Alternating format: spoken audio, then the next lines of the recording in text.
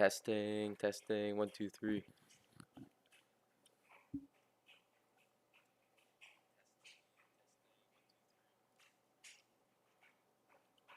And nice, it works. Alright, I'm going to be learning SDL3. Now, I don't really know what I'm doing for it, but that's the whole point of this. So, I did do a little bit, like trying to set it up. So let me just open the terminal and stuff. Now I'm on Linux on Nobara, and just following the SDL guide. Where is it? So if we go to SDL here, where is it? Their GitHub page, and we just go to the install.md. I'm using CMake to build it, and I already got this working, but just in case, let's just see, do I still have it? Yeah. So I'll go into the build and run the hello. So it opens this. But I had some issues getting it to work, mainly because I was missing some stuff, some libraries I had to install. But there was a little bug that I want to just show quickly. Uh, Maybe it was here. No, it wasn't here.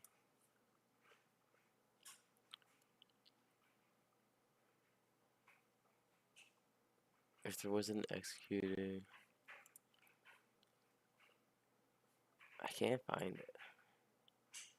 It might be in the Lazy Foos tutorial, which is what I'm going to be following to kind of learn SDL3 at first. Let's just see this. Intro.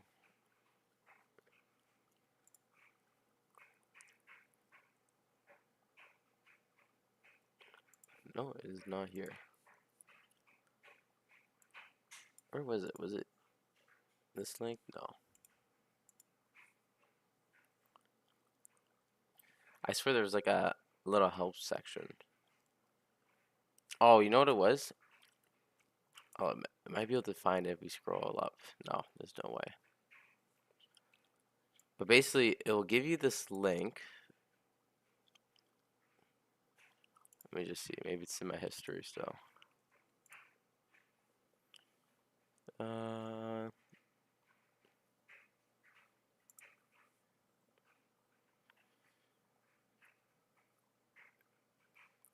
Where is it?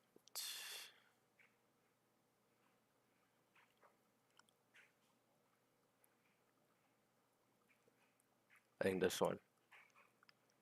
Yeah, so I'll give you this link to this page for it's like dependencies you need to install. And since Nobara is a Fedora, like a spin-off Fedora, I just used the Fedora one and I copied it, but you'd get this error because it's a lot outdated. It's no longer called libusb, it's libusbx dash devil. So just change that and then you'll be good. And then you can run the hello world. I also watched some YouTube videos on getting it started, but that didn't help because I didn't have this library. It should be libusbx.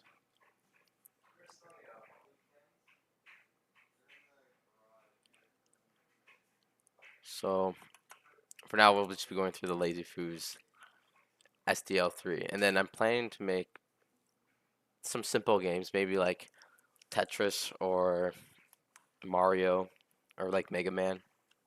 Preferably Mega Man because I think Mega Man's pretty cool. But yeah, I'm gonna put some music on.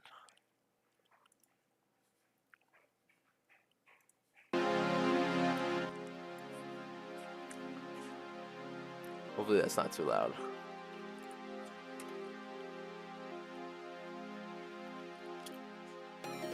But yeah, I'm just gonna stream the whole process and then eventually make a video on it.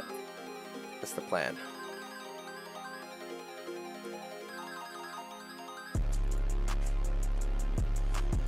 So I think I made something called Hello Foo. No, I'm in the build directory. Let me just go here. So yeah, hellofoo.cpp. Now they have a .c file. So, but I mean, plan to make the game in C++. And this tutorial looks like it's using C++ to begin with, just based on how the include statements are.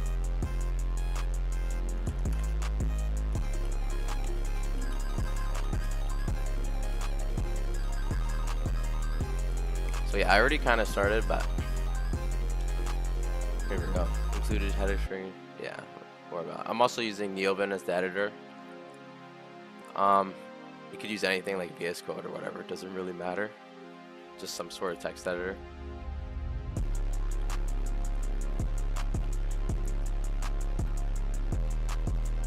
Okay, so we're initializing the screen size. Makes sense. Now, I don't really know what I'm doing, so I'm also learning.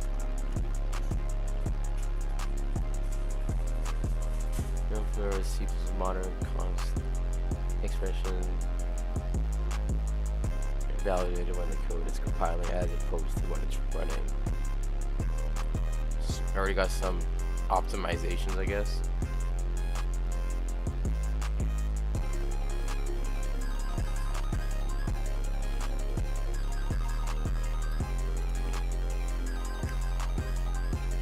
Maybe I can make. I feel like the music's a little too loud.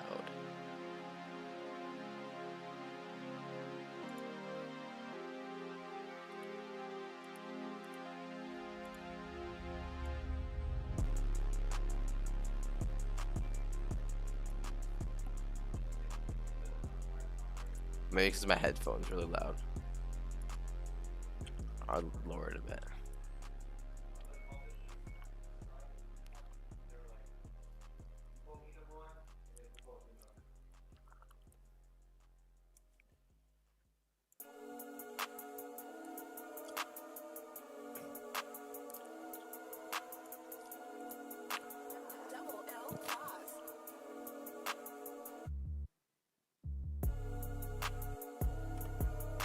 Okay, let's see. Let's get back to this. When we aren't using auto, generally better to avoid using auto. Makes sense. Want to be explicit as possible. Function prototypes. It's nice that they leave comments here, so I can just look back at this as well. Search of SEO creates window, loads media, freeze media just to an SDL. Alright, that means probably everything is going to go in between here and here, I'm guessing. So I just realized you guys can't see my mouse, which is interesting, or my cursor. That's alright. I'll find that out another day.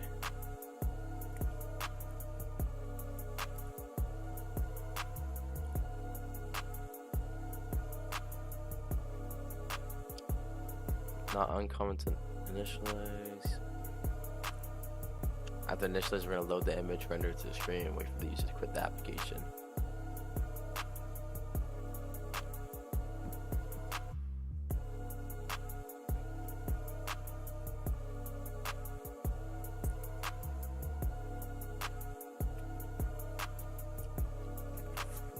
Oh, so in this right here, it's saying that in C, I guess close is like a default keyword or standard keyword, but in C++ it isn't. So he's saying don't email him about it.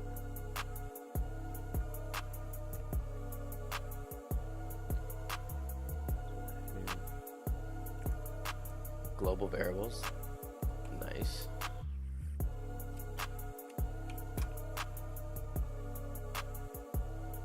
The window will be rendering to this STL window. I'm kind of rusty at C++, but this is a pointer. G window, no pointer. G screen ref, G hello world, the image will load. Oh, and he's using G for global, I'm guessing, for the variable names.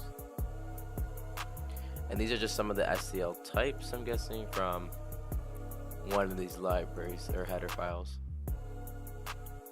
Which is actually, I'll put this in a split real quick. So, oh, that's not how you do it.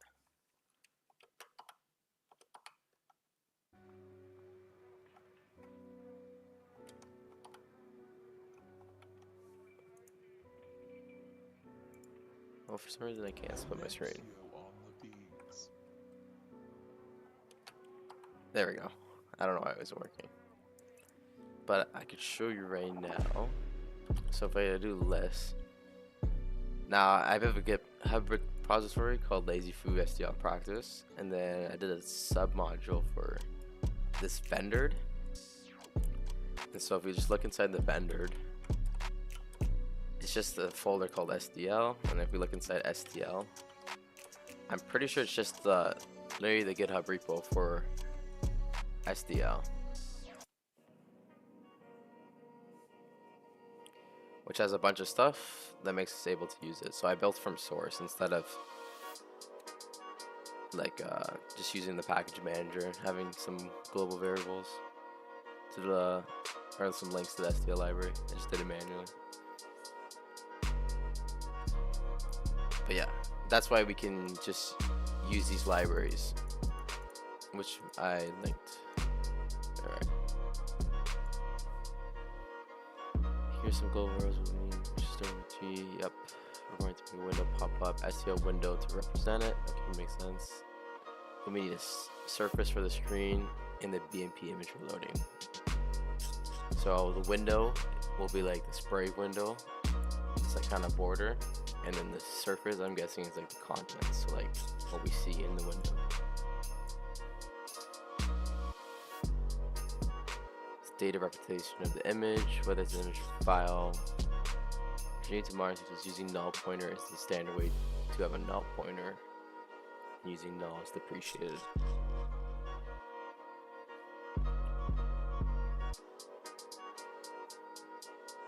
Function implementations. Okay, so now he's going. Oh, he's just predefining it up here. I'm pretty sure that's C++. And then he's actually gonna put the implementation below. So let's just see. Initialization first you declare successful right here. Then we call SDL init to initialize SDL, so we start using it. We specifically initialize SDL's video system because we're going to need the rendering functions. You should generally only initialize the subsystems you need. Initialization fails, we write out an error, which is right here, SDL not initialized. If you're wondering why we aren't using IOStream/cout, it's because of the lack of thread safety.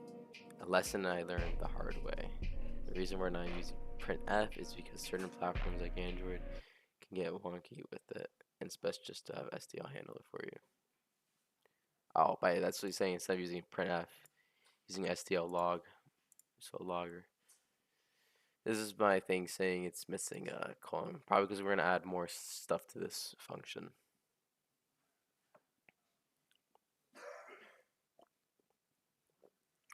Login error, we write out what the error was and hopefully get more info about the error using SDL get error, which I'm guessing we'll be using later.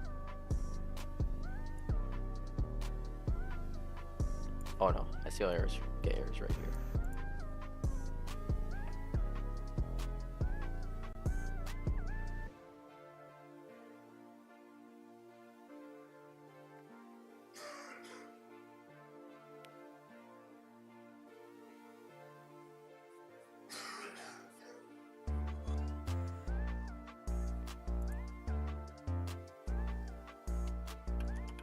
We'll change the music.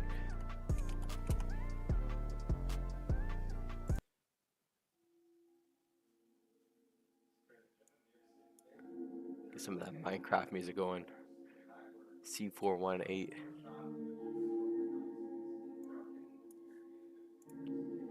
why we're using this as opposed to this. Let's see what even is the difference. Oh, he's saying equals equals false instead of doing the exclamation mark. It's just for the sake of being more clear on the return type. Both of these run the same.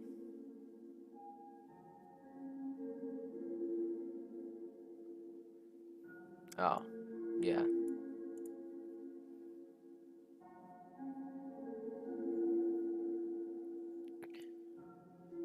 Because I think one is success in C and C++, and I'm guessing every other number is not. Or just 0 is a fail, like false. Return non-zero for success or error. I just wanted to be clear. And yeah, it's something I learned as well. You just want to be more clear with stuff. Either you have to write more. So a lot of people like putting these spaces here, which I don't usually do, but it's okay.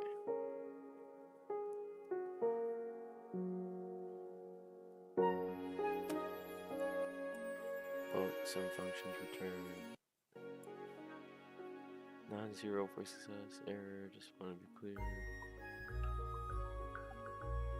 Alright, here we go. Now we're reaching the end of the function, the second half.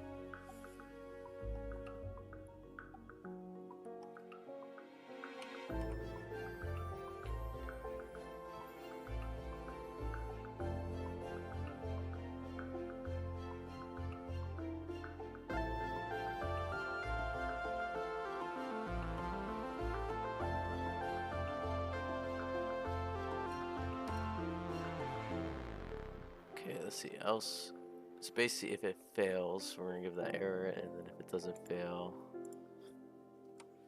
we'll do this. So we'll create the window with the screen width and screen height, which we defined above here, and G window equals null pointer still.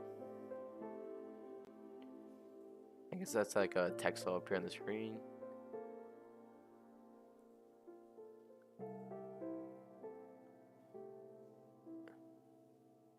Oh, this is like an error. Oh, so there's another error check. So we try creating the window, and then I'm guessing if also G window is equal to null pointer, then we'd say this. You cannot create the window, but if it doesn't equal null pointer, then yeah, we get the window service. Let's just see what the thing says. Okay, window with the first arguments, captions.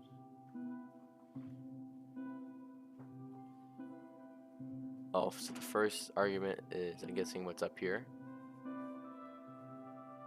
So the SDL, the string. The second and third arguments is the screen dimensions. And the last argument is the Windows flag, which we were just saying to 0. So right here, Windows flag, which we're just going to do, so it uses the default behavior because we don't need anything special for this window. Interesting.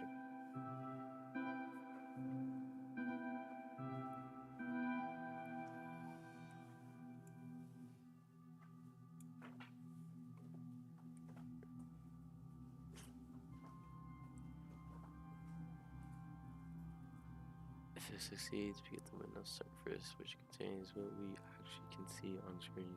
STL get Windows surface. Oh yeah, that's right here.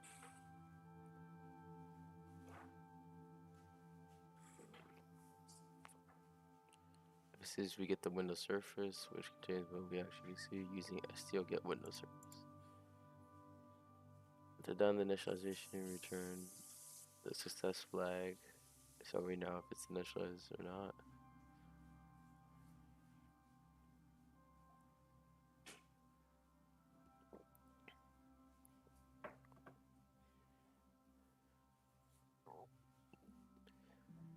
And then he's just saying, as C++, it's possible in the if statement to send a variable and check it in the same if the parent The C's, I'm guessing, as you see with the G window. It's talking about right here. So we save a line of code. Nice.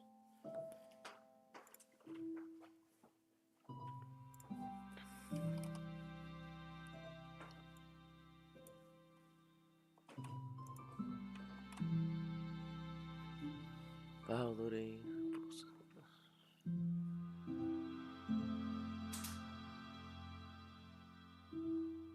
Looks like we're probably going to need to download this file. The 01 hello SDL3 hello.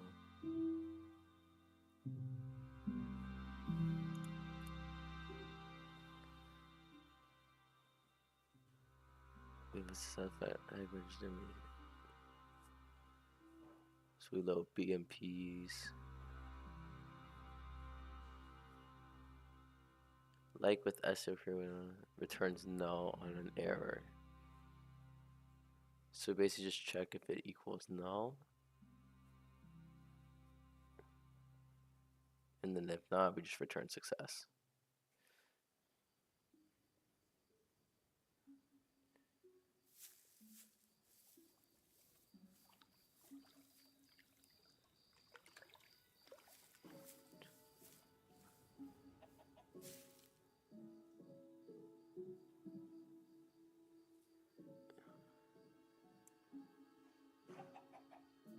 Okay, so I see what he's saying now.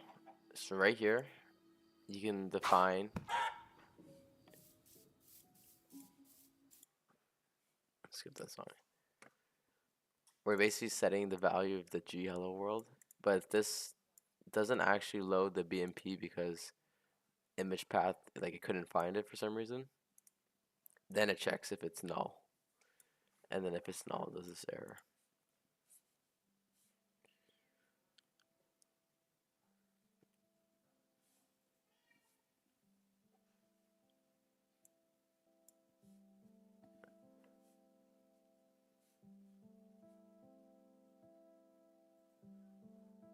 But if it doesn't error, it's gonna return success.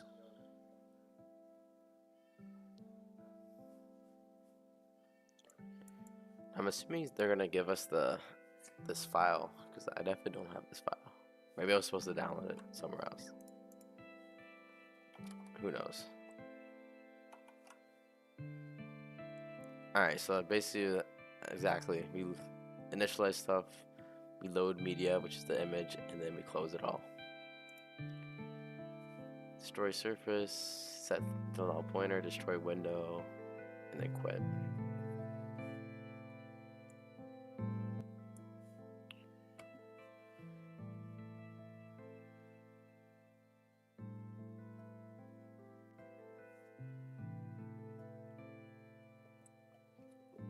It says don't forget to set the pointers to null after you destroy them when we're done.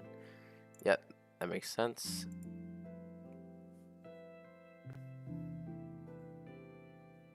Also, I think it's a memory leak or something I already forget.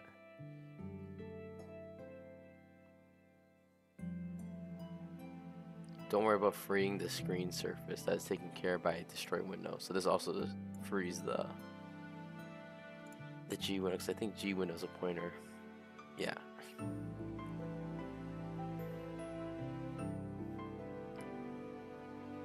Wondering why we aren't using smart pointers. They come with performance penalty, and for performance critical applications like video games, engines, they're too slow. Sense.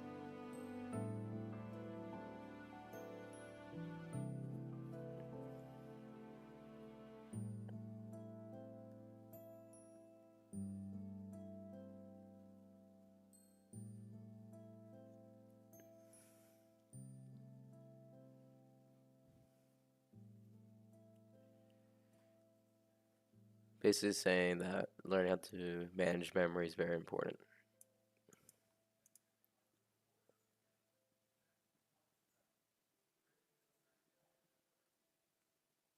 It's going to seg failure. Seg failure career, that's funny.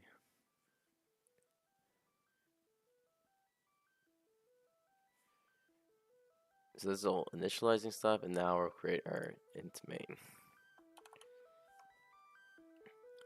Although I don't know if he gives us that image file somewhere. looking at this.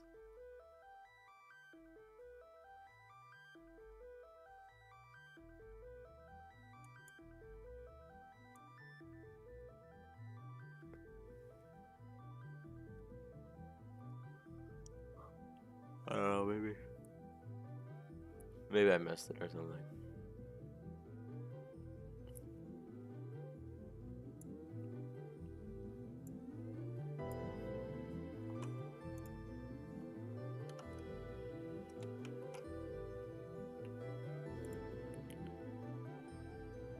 Final exit code, initialize. Also, he runs the init function here. If it turns out to be false because it's a Boolean function, and we know there's an error, and we set the exit code, and else, then it checks. So first it checks if the windows and everything initializes properly. Then it checks if the it loads the media correctly. So like the image. Exit code helps us tells when the error occurs.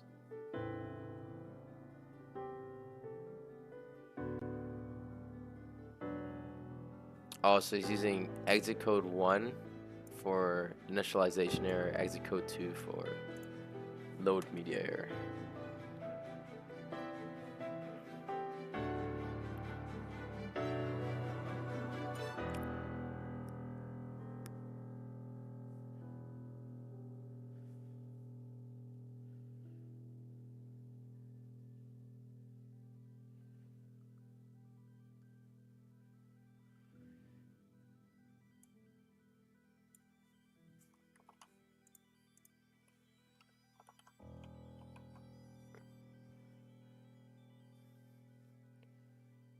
Will quit, false.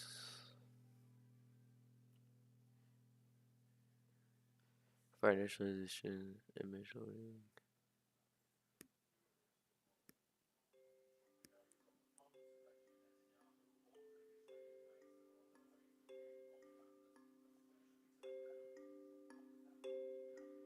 So so we're initializing this quit flag for when we want to exit the application. So first it's gonna be false because they haven't clicked anything to exit it. SDL event structure. Oh, an event key press, mouse movement when a user's X out of the window. So any event.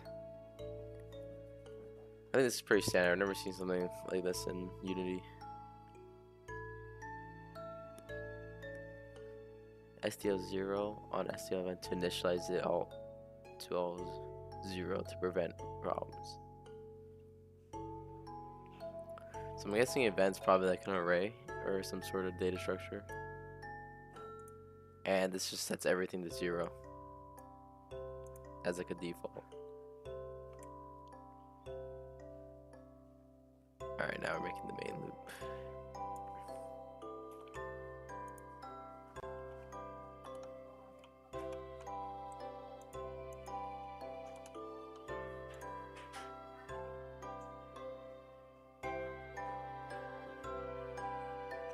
So yeah.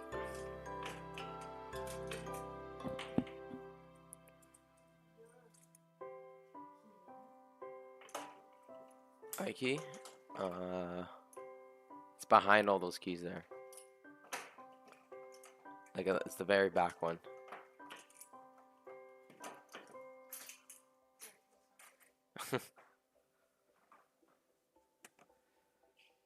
Main loop.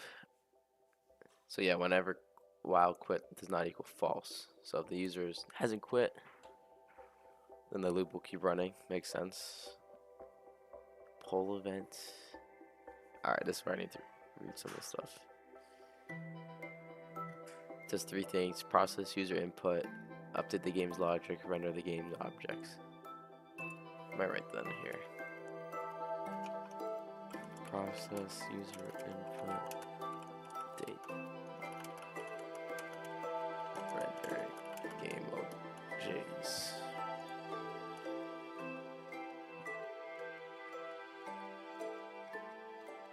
AAA engines might use sets of threads to update everything. Certain operating systems won't have a single loop, but a bunch of callbacks. Loops by random handling, but conceptually they all do the same thing of processing user input, updating world logic, running the result over and over again. Main loop is a simple literal while loop. While thing it does is called a SDL poll event over and over, which is a check if there is any events to process. If there are events, it will fill the SDL event structure with the data about the event. This loop will keep doing this until there are no events to process.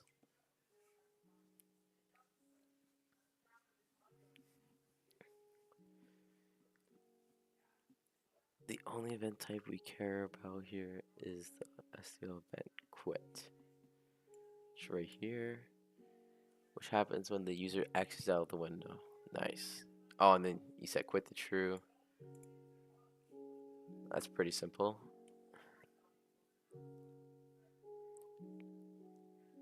So I'm guessing there's gonna be like SDL key, and then like probably like a string to tell what key it is. And we just set the E type to that.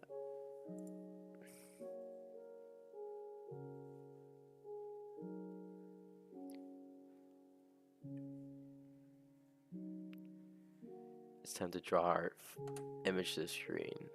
First we will fill the screen with white using STL fill. Okay, let me copy this.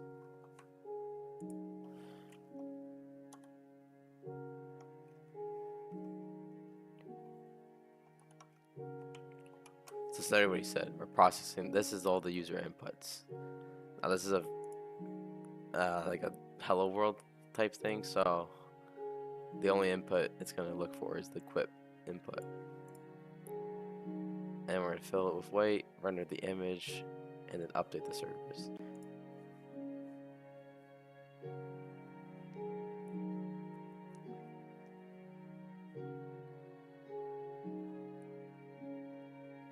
Fill surface, draws it.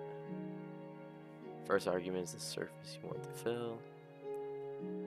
Screen.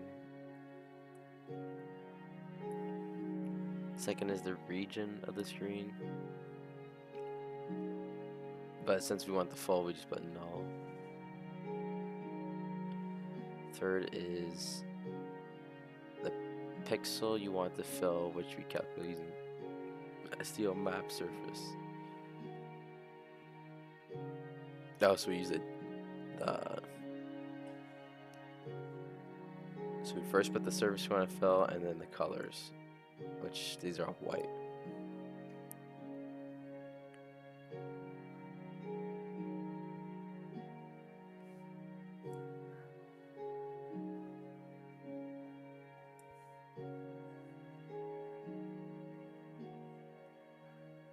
Which is RGB values. Okay, yeah. RGB hex colors. Yeah, all F's usually just mean white. Cleared white, we blit this image. We load it onto screen using STL blit service. Blit is short for block image transfer. Basic copies the data from the source surface onto the destination surface like a rubber stamp. First argument is the source of the surface. Second argument, so G hello world. So that's the first argument is the source of the surface. Okay. Second is the portion, which we set null for full. And where's third? Destination surface. So we want the copy onto. So G screen surface. And then the fourth says where on the destination you want the bled to, but we're doing from the corner x0 and y0, we can just set this to null. cleared the screen, blended the image onto it. It won't become visible until we update the screen servers. Alright, so this makes it visible. In loop, go back to the top.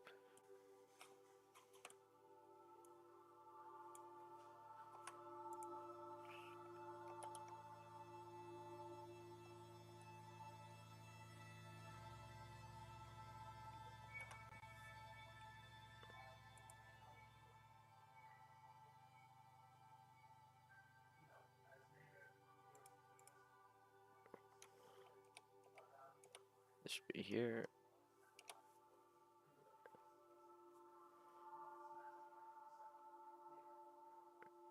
Return the exit code, close. Which happens when we break out of it. And I think we define the close up here, where yeah, it just basically destroys everything. And sets all the, frees all the memory. Alright, here we go, this is where we download. So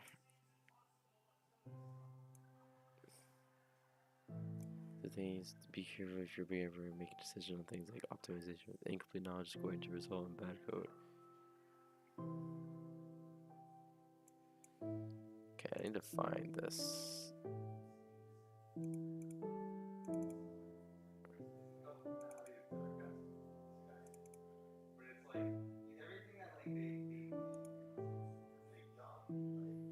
So just open this up.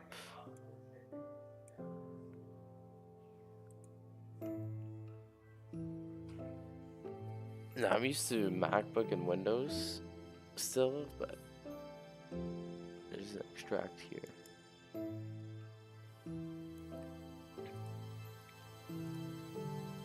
And I don't need to move this anywhere because if we look back at the file path, it first goes to this folder, and then inside is this image. This.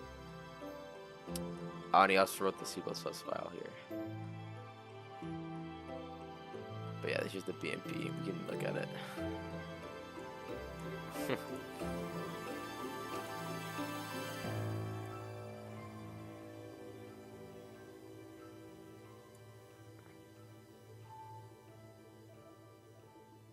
You're a beginner programmer. So he's basically saying as a beginner, don't optimize, which I would say I'm pretty beginner.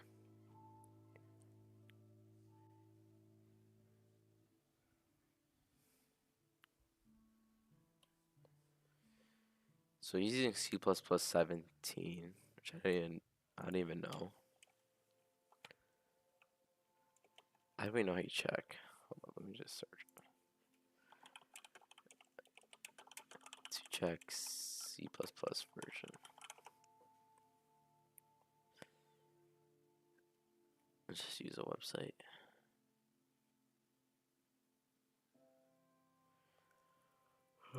This one.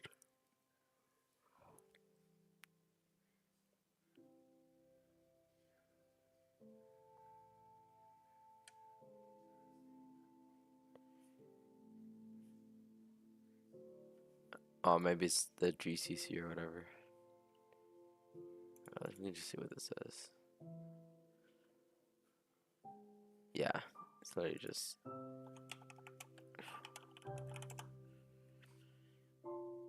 15.1. I don't know. Is that the?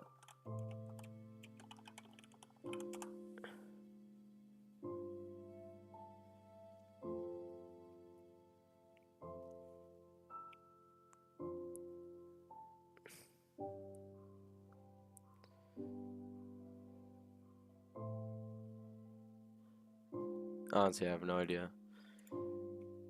If it becomes an issue, then I'll figure it out. Where is it? Here.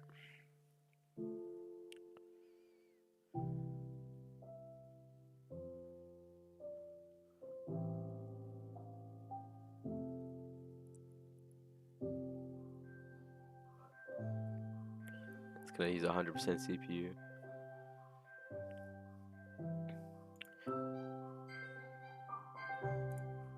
Alright, so now we need to build this. Now this is where The tutorial doesn't really do this part, so I'm gonna need to look at the SDL stuff. So we need to go to the CMake list file. So right now I still have the tutorial in here. Oh, I still have the tutorial stuff. So from SDL itself, the hello.c, but we're not gonna read that anymore. So we're gonna read this hello foo.cpp. Actually, let me just.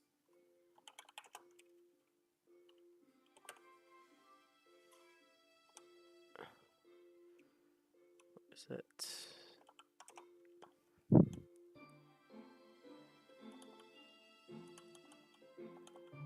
Create your game, executable. Okay. So hello foo,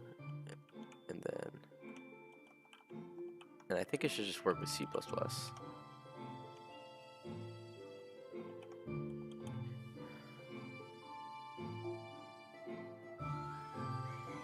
And I'm guessing this links the executable to the actual. Now I'm gonna just try hello foo. We'll see if that works.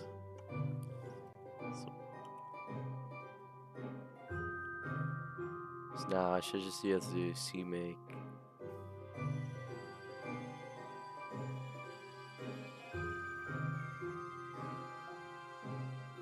So this dash s dot dash b build. I think this creates the folder or something. I don't know. I'll just do both.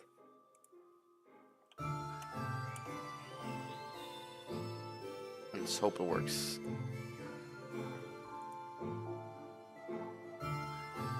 Alright. So we see the build.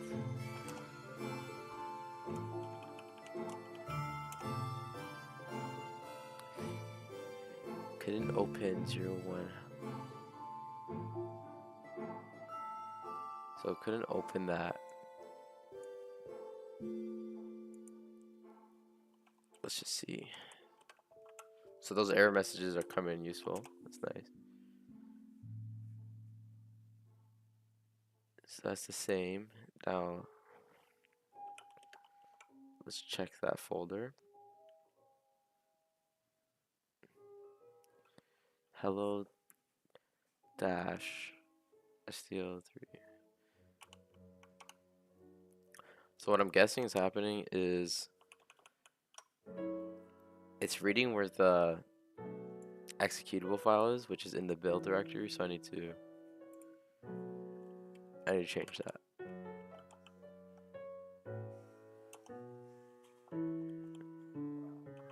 So I need to go.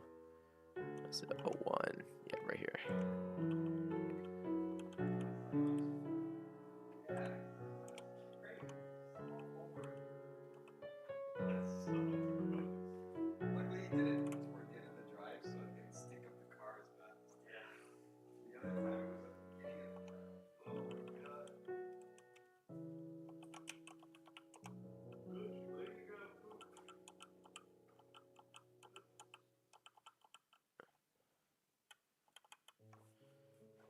And it should be this bottom one.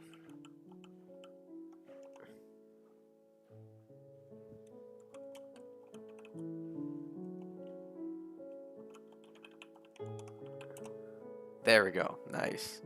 So that was the fix. This is good to know. It reads from the build directory. And since it uses 100% CPU usage, I don't even know where you check that on Nobara. It's really cool. It's weird as there's two X buttons. I wonder if this left one works. No, I think if you click escape, it closes. Oh no.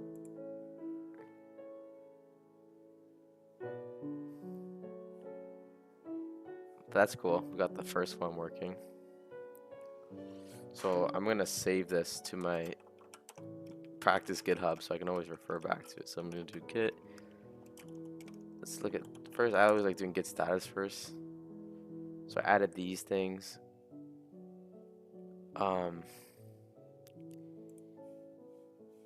Yeah, I don't know if it's copyright. Honestly, if it gets copyright and taken down, that's literally fine. Like, I'll still have the files on my computer. Or maybe it'd probably create like it'd probably just make it private or something. But yeah, I'm just gonna add this by doing git add dot, which adds everything.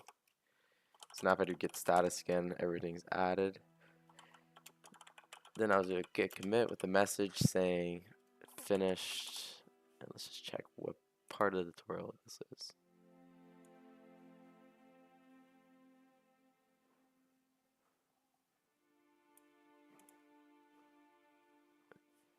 Finished hello SDL3 tutorial. And then we're just gonna push it up. And if I look at the GitHub and I refresh this, we got all this nice stuff now. Now the build's not here because I put the build in the git ignore. There's probably some other stuff I should put in the git ignore. Like, I don't even really understand how the git submodules work and all that, but yeah. It's pretty good, honestly.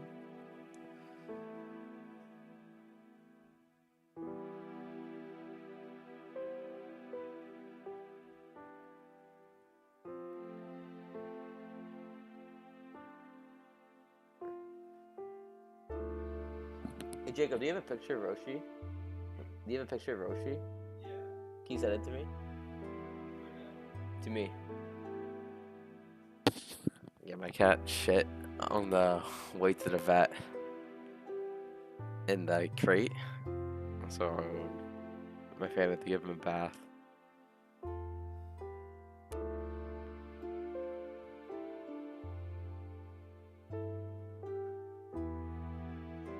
Yeah, I got it.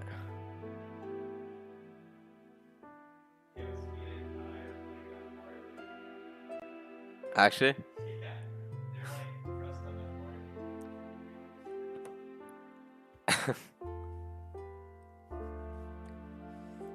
Alright, I'm gonna do the next tutorial. Textures and extension libraries. Key presses, color keying, sprite clipping. There's a lot actually. State machines, scrolling, draw level starter. I'm guessing this is not one big tutorial, but just a bunch of mini ones, and then like you kind of just make your own game, which is good. We're rendering with textures instead of surfaces because textures are hardware accelerated and therefore faster to render. We'll also be loading PNG files using SDL image.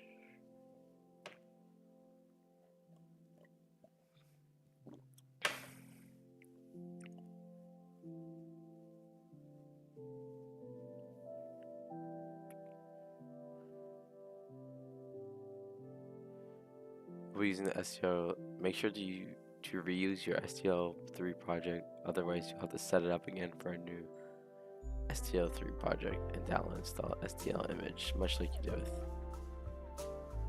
Oh, he's saying so. You know how I have this Fender stuff here? Saying basically just do it in the same folder or whatever, so you don't have to re-download the STL3 again. Whatever. Which is the nice thing when you have a package manager, because you just, if you're just only using your computer, you just use the same SDL library in every project instead of having to build from source every single time. Which I could do manually, but I think you need to build from source if you're gonna make a GitHub and you want other people to build it. You should also update the README with some instructions on how to build. One thing I want to test is I want to test doing the build command without this dash s. So what is, like, I don't even know what this means. What does this do?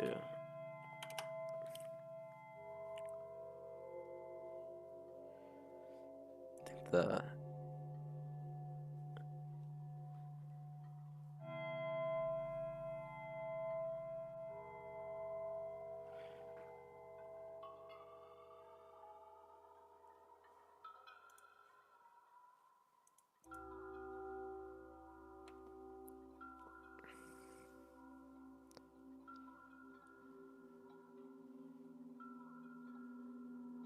okay, so this would make the build directory if it does not exist with the source directory defined as -s dot. CMake will configure that and generate the make files default as well as set all the options to the CMake cache exe, which will sit in the build directory.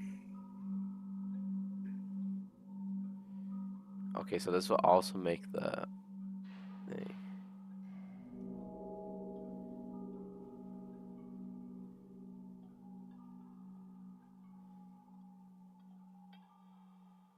Now you can even run your test from here, revising the tests. The default Ninja or even the IDE-based system you can build with a uniform command. You can add -J2 to build on 2 cores or -V to reverse. So this just is the build. Okay.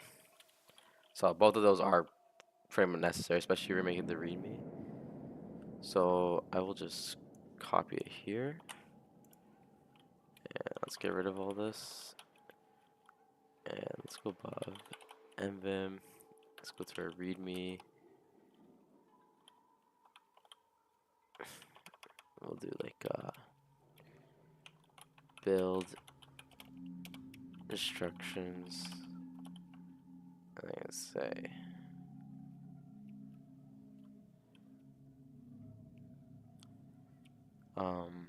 I think it's like this. I think you do bash and then just that. Now I could let's copy all that. Let's look at that markdown viewer. So let's just go, let's remove all that. Let's go like that. Maybe we should add some stuff above it, like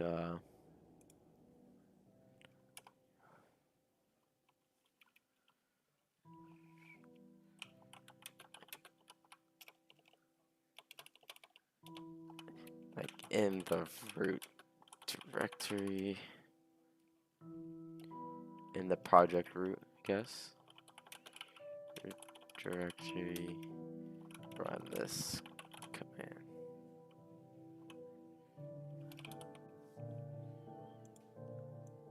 I think that's pretty good.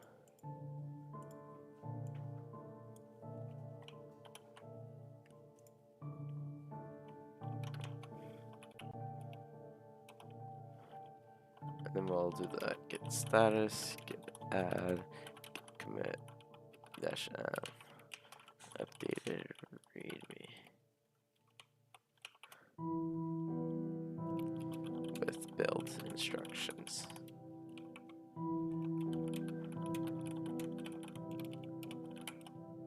Oh, did that wrong. There we go.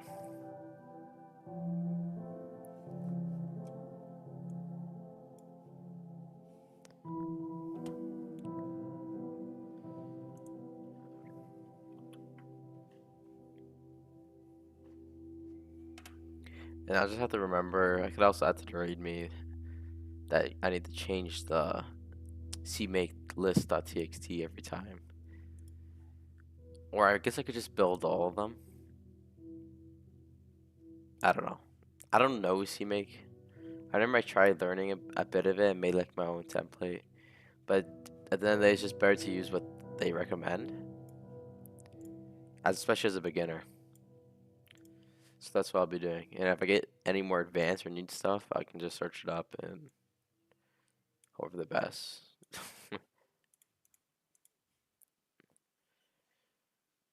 So let's call this. So let's make a new file. Let's just do it here. So go here. We'll add. We'll call this textures underscore and underscore extension underscore libraries.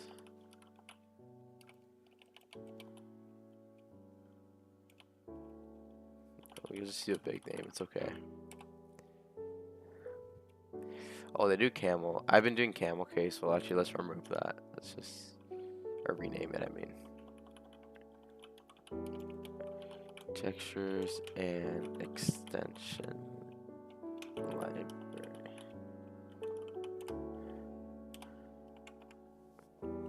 Okay. Same as the one before, but now we have this SDL3 image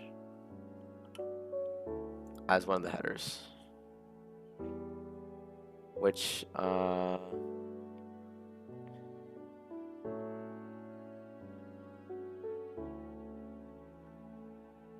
now on we will not be covering the entire source code, just highlighting the pieces relevant to the lesson.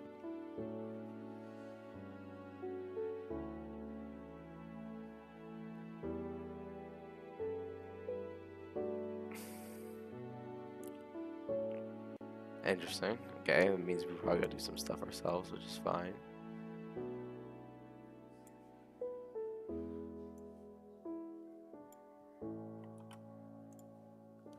I love game text messages.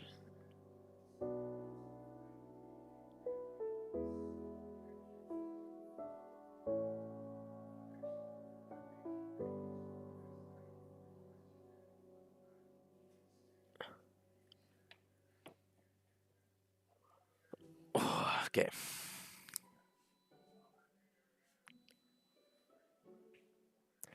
So we're doing some classes. Let's go.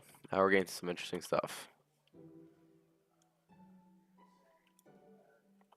So I would personally like trying to read the code first and try understanding from there before I get to the explanation. Although the explanation explains some of the weird stuff.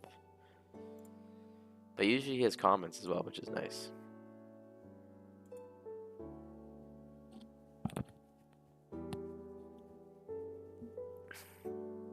Now it says this image isn't found, which might be a problem we need to deal with later.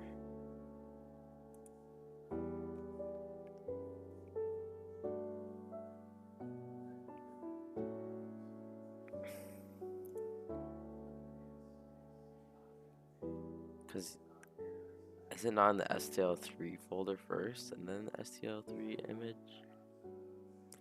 Who knows? Maybe it'll just work.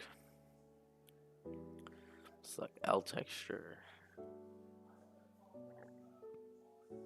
Loads texture from disks. String path cleans up texture.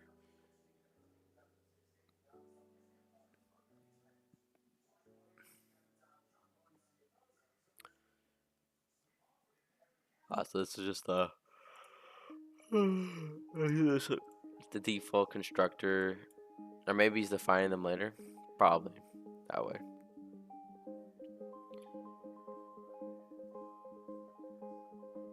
Yeah, that's what it looks like. It looks like for now we're just defining the stuff. So when I did C++ a bit, I like just did everything in the .h file because it's more convenient to me, especially with templates. I think you can only do templating in the .h file, but you can also do it this way where actually I don't know, I don't think I've ever defined the class in .cpp file, whatever.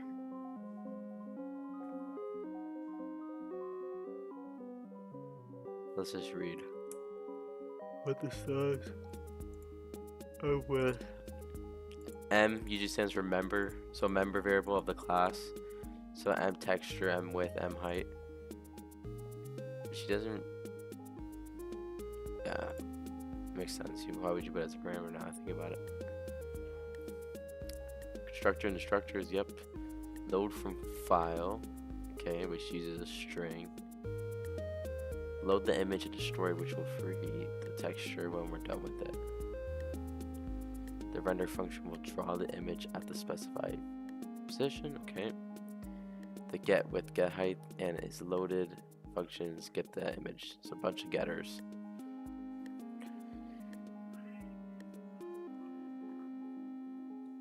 Yep, he's saying M because it starts with member variables. This is naming conventions. I kind of like that one. Makes sense. G for global, M for remember.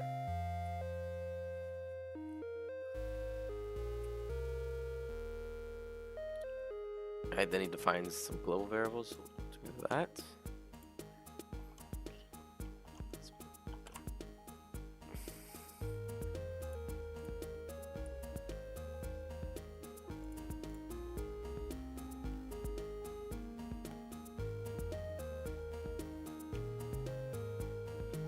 So see, this is the exact same as before, but now we have this L texture. So if I save this and I was, oh, I did not mean to do that. And we did this. Let's see, hello foo. We should see the global. Yeah, he said we're gonna be using the image now instead of surface, I think. So SDL window, G window, G screen. So let's see this. So now we have a renderer instead and texture. Renderer draws to the window and the texture is just the PNG image. Okay, then he does the implementation below.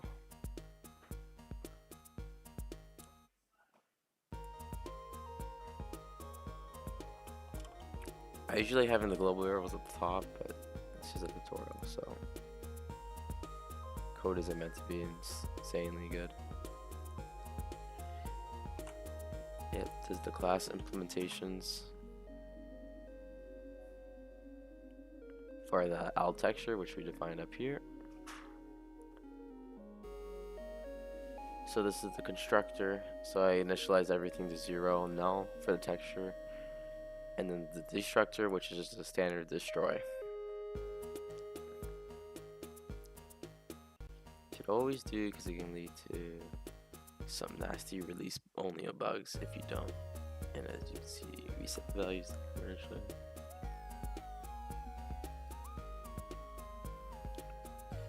Alright, and some more function declarations.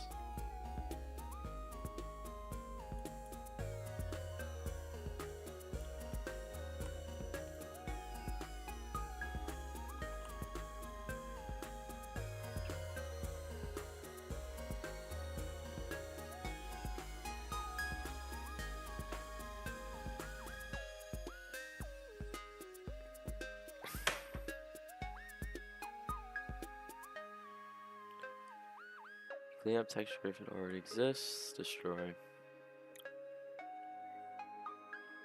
How does it check that? Oh, it just does it automatically because if there's already texture, just destroy it. And if there's nothing there, it won't destroy it.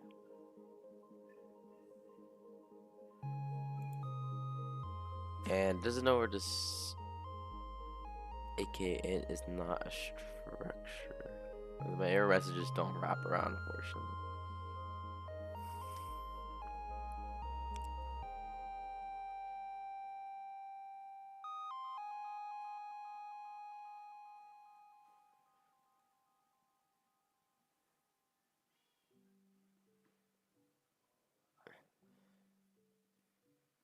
So the loaded, we're saying this variable called the STL surface loaded surface, which is not a global variable, which equals the loaded image of the path we were given.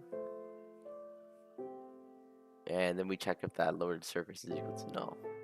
If it does, we get an error message, which looks like we'll probably get because we don't have, probably something to do with this SDL3 image library.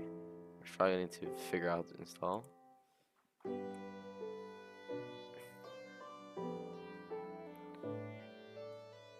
Then if it loads properly, we basically, that's what we do. we set the member texture, so the object or the class, to create texture from surface, which we'll read the thing for.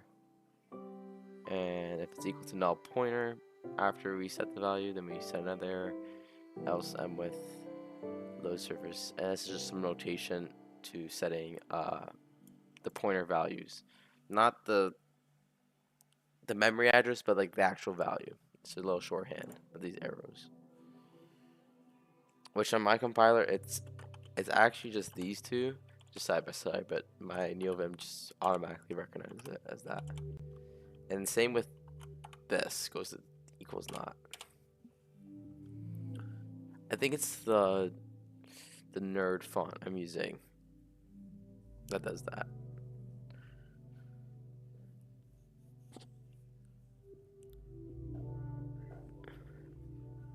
SDL destroy surface, loaded surface. Return success if texture loaded. Return if texture equals. Oh, this is like a quick little boolean. So if it doesn't equal null pointer, it's success. But if it does equal null pointer, this is a fail. That means null pointer for a texture means there's no texture. Couldn't find anything. So let's see. I'm wondering more about this STL create texture from service function. First cleans up the textures. Yep.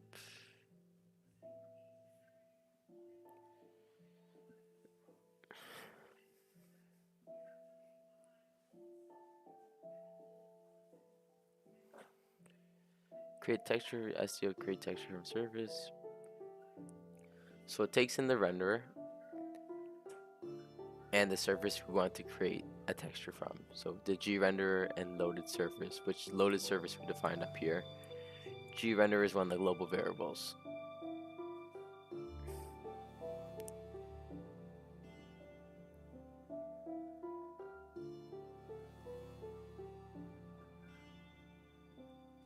If we're wondering why we aren't using image load texture, it's because while that is a fast way to load image, in future tutorials we will be making alterations to the loaded surface before creating a texture from it. If you want to eliminate an extra step and you don't need to alter the loaded image, you can use image.load texture.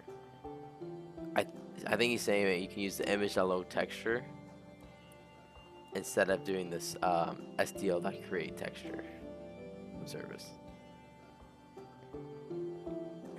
If you want to save an extra step or whatever. Alright, then we gotta do the last method we defined here, which is the destroy. Yeah, so we have destroy, which clears the texture, and then the destructor. Those are different things.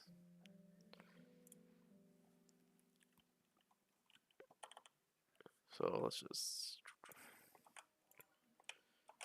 right there. Well, they just have literally SEO destroy texture and texture, and we just set the values to defaults. Just release the texture after we're done and reinitialize it with the memory. Oh, I forgot. We also have the render method. So I'm guessing this is the more standard way to load images rather than the first tutorial we did. Well, we're creating the class for it and its functions, and usually I think in a different CPP file or inside main we would just call those. We'd create like an object of this class.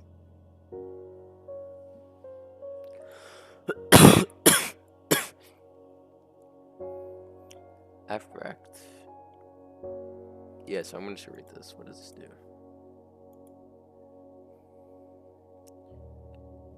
First, we define the destination rectangle, which is SDO. Frect, which defines where on the screen we're going to draw it. Oh, F for floating. Interesting. Floating point types. Because it's floating point types, we need to statically cast the image dimensions. So this just means we're changing this.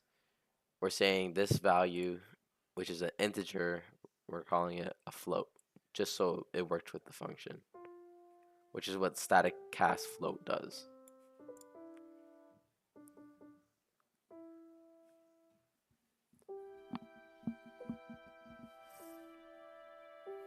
And then we're rendering the texture.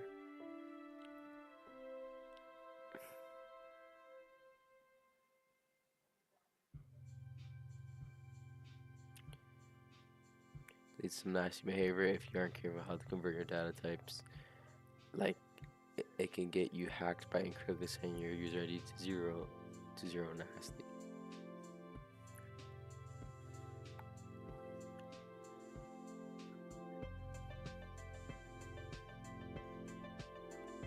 Then we call SDL render texture to draw the texture. The first argument is the renderer. To draw stuff. The second argument is the texture itself. Renderer, texture itself. Third is probably like the position. We'll cover in future. We'll set. Okay, he doesn't even tell us what it is. Just cover it later. We'll set a null pointer. And the last one. Oh, the last one's the position, which is the actual value of destination rect. Or no, the pointer to it. I wonder why they did a pointer to it. Who knows? I don't even really understand this notation with the brackets.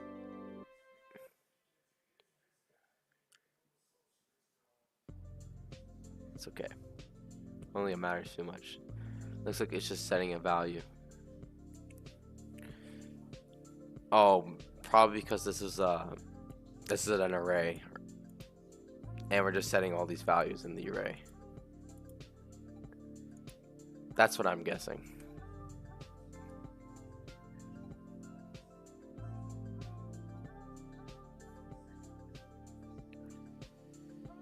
Render texture draw. Yeah, okay.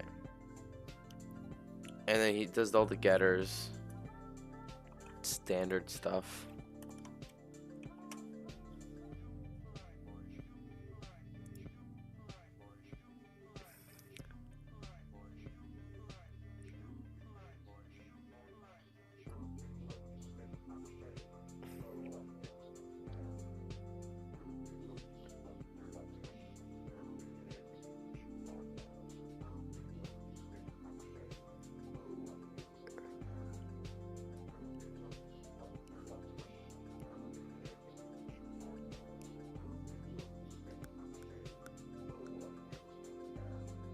Okay, so he loads all these stuff.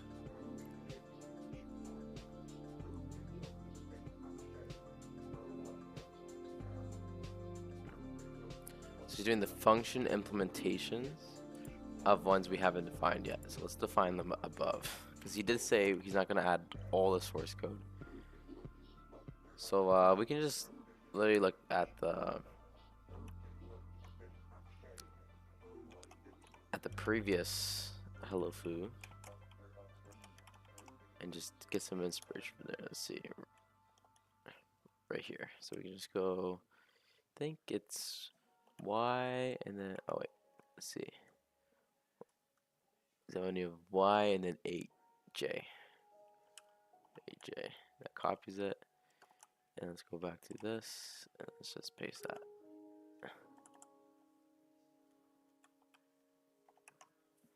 So this is the standard stuff we need. Like you said, the init, load media. Let's just see if there's anything else in there. We did those global variables. And yep, just the function implementations now. What she has in the tutorial to my left, if you see. Let's do this.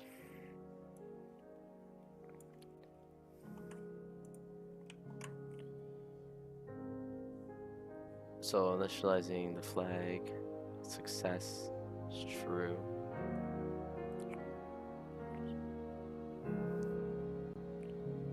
Initialize the SDL.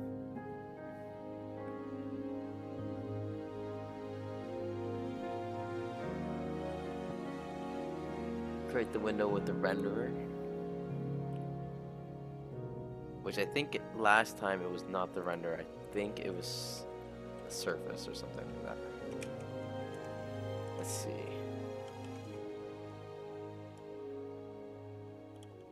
Yeah, create window. He created the window and the screen surface. So he is now doing create window and render. Okay, he's doing both in one. So this is for the window, and then everything after that's for the render. Oh wait, maybe not. K screen width, K screen height. I don't know what K stands for. It's like an exclamation. Let's create this. Yep. That is one thing they got rid of in SDL3 image. This means you don't have to manually initialize it, and I don't have to get a bunch of emails from people who need to work on their bitwise operations.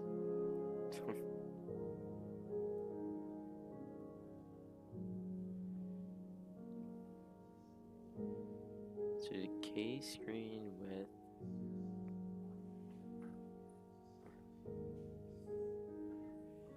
where did they get K screen? Like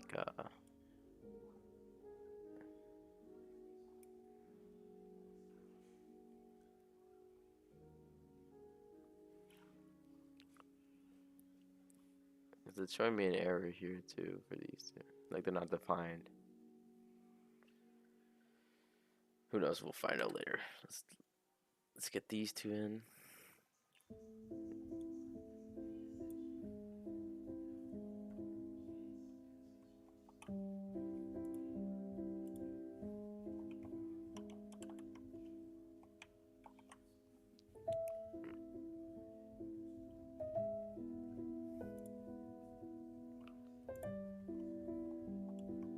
So we have the void. It's like load media. File loading flag, if the G for load from files. So right away I know from the last one that we're going to need to do that because it's going to be the build folder. And if that equals false, put the error message. If not, it goes here, return success. And then close like before, clean up the texture, and then we destroy all the other variables and set everything to null pointer. Which cleans the load, cleans the renderer, but destroy renderer.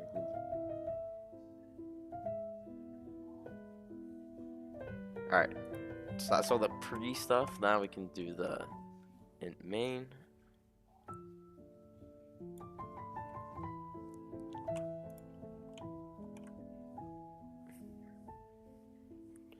Let's go like this. Exit code, yep. If the end fails, yep. Pretty similar to our last one. Load media fails, we exit code 2.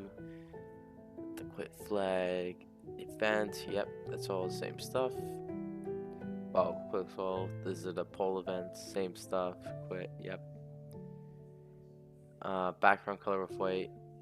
I think this is new. We cleared the renderer first, and then we render the image on the screen at 0, 0, so X, Y, 0, 0, and then update the screen by doing this SDL render present G renderer.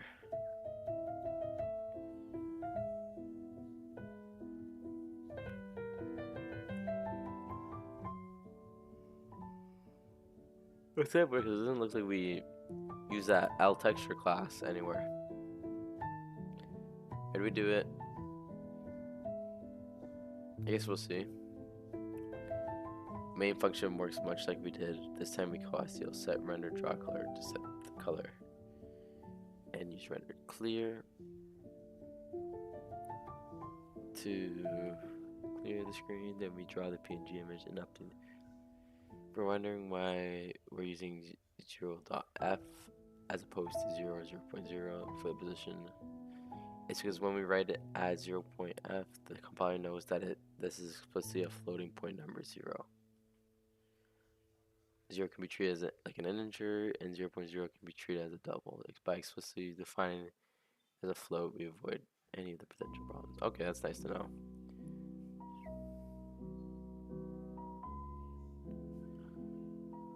Okay, a lot of this seems a little weird to me. Oh, maybe the low media uses the L texture. No, maybe the init?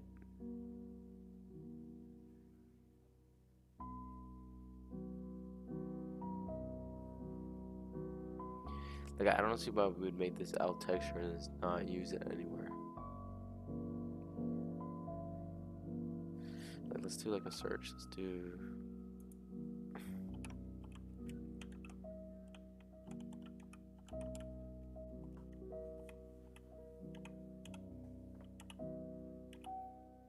Yeah, like nowhere is it defined. Like we kind of just made that class for nothing, it feels like. And then it oh shit.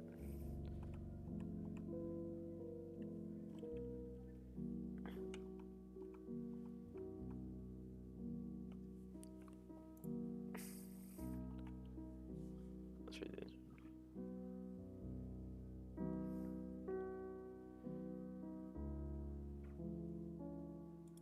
We'll download the media and source code for this. Same stuff. We'll unzip it. Or extract. Just in the same folder. We'll move the trash. Let's see how it's going.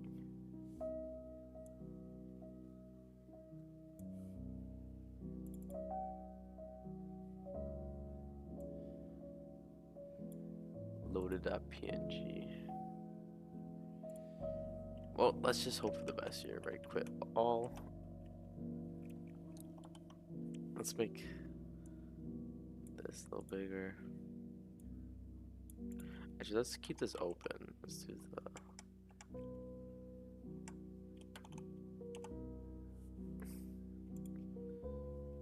Let's do the CMake command we have in our README. So we can just...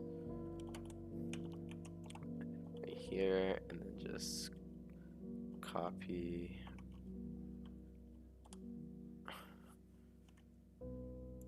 Oh, first we need to change the thing, the CMake list. So we go CMake list txt.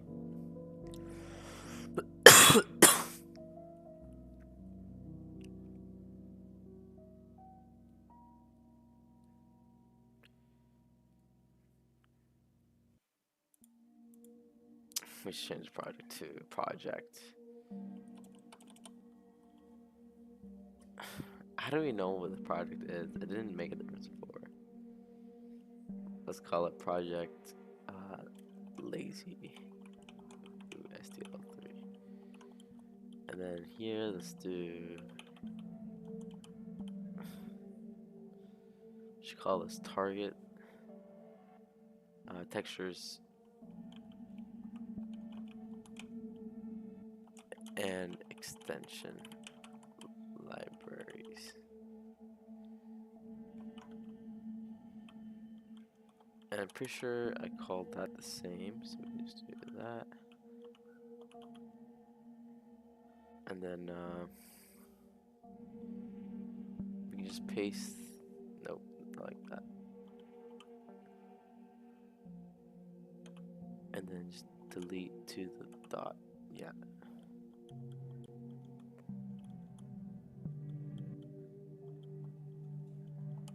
And let me just copy this again. Paste it there, and then just think delete E. Oh, I guess for that. Nah, I don't think this will work. So let's try it though, anyways. We'll go to our README. We will copy this, and we'll just paste it. Yeah, here we go.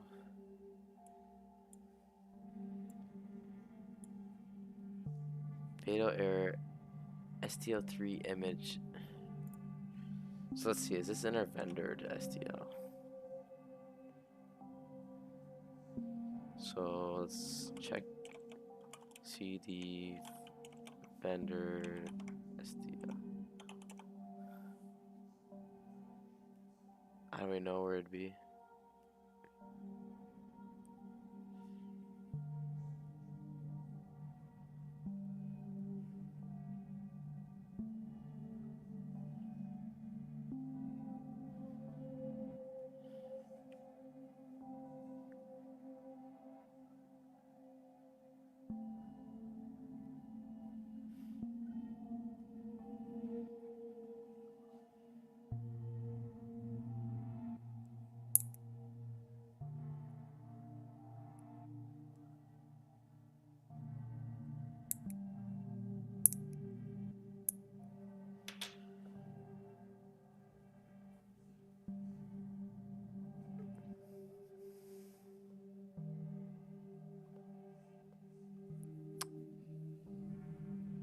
Let me just see. Maybe it should have been the SDL path first.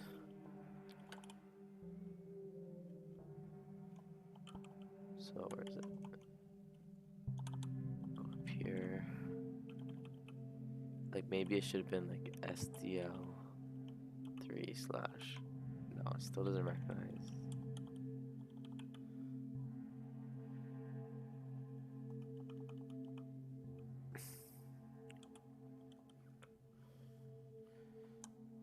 So we'll copy this line and we'll use the internet to our advantage. We can also look at the code from the folder we just downloaded. So this one.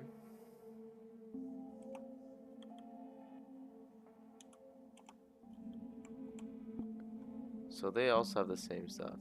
Oh, so we forgot this. This is important. That's the K screen height. I don't know why they call it K. It's okay.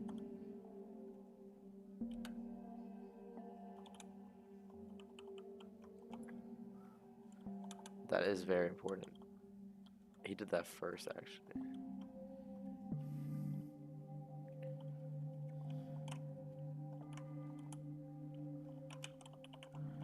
Now, let's just see if that works.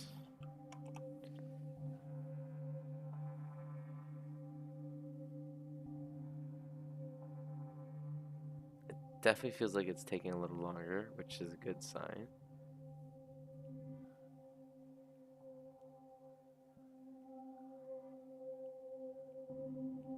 Come on.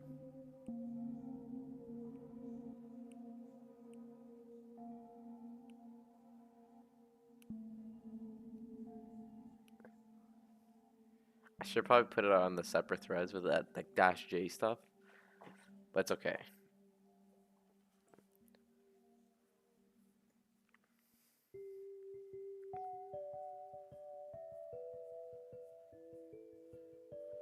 We'll just let it do its magic.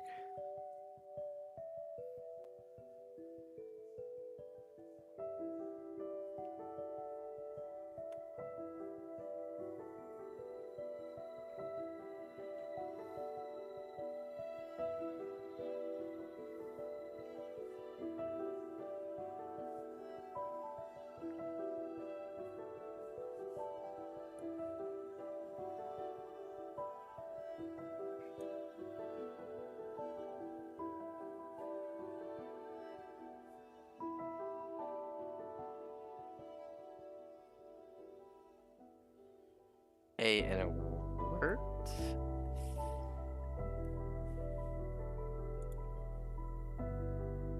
Oh, what did I just do? That was bad. Yeah, that took a long time because we did that build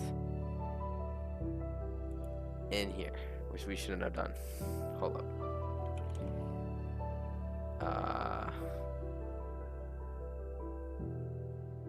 Yeah, that was really bad.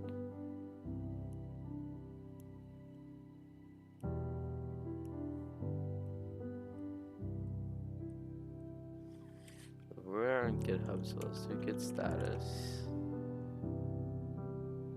Oh, we should see.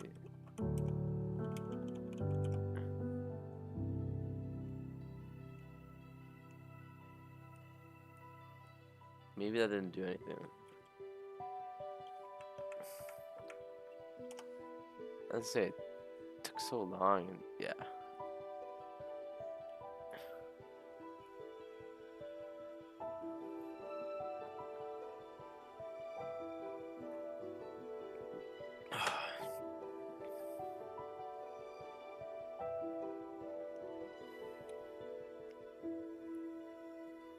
You know what, I think I could just delete the whole build folder, because if we check right here in this vendor and this SDL, yeah, they don't have. Let's see what they don't have. Let's view all. So let's CD vendor SDL.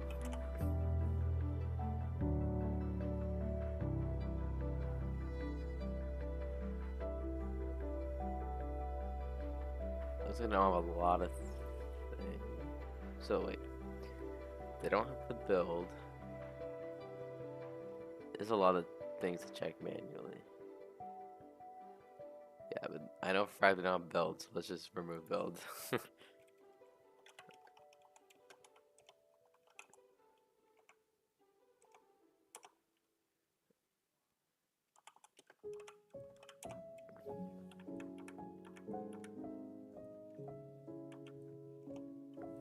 So see, this doesn't work because we don't have SDL3 image.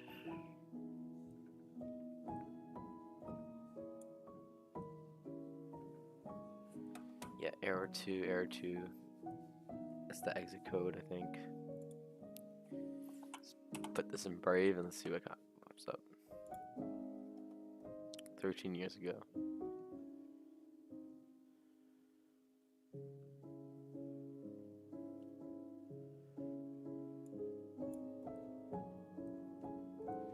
SDL image is not shipped with SDL. So how do I...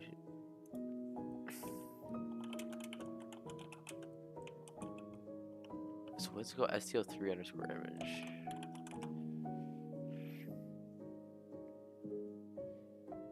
Right here. So I'm not the best at doing this, but I do, you know, you usually want to look at the README. Simple library to load images. Okay, we have to install MD. Let's see this.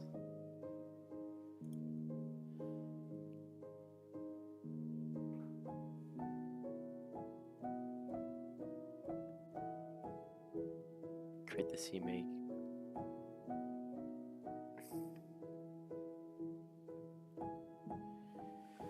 Okay, so it's pretty similar. So we need to have this. So the nice thing about GitHub is we can always roll back. So I'm actually gonna remove this window because it's getting too much shit going on here. So we need to. We'll create a new window. So we have this one. So quickly just documents, code, SDL. Yeah. Okay, nice. And then we can just switch back and forth like that. Nice thing about Tmux, if any of you are wondering what that is.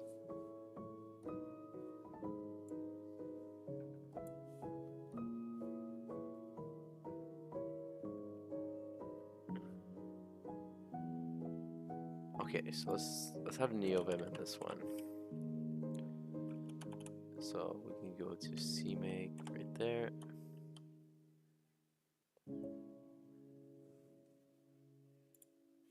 I think we can just remove everything here actually. So let's go to the top. And let's go to the very beginning. And then the very end, and then just paste over that. So added some stuff. Subdirectory.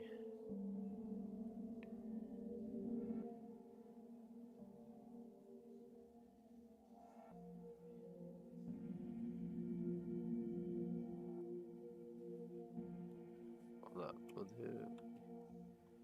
Oh yeah, okay, 132.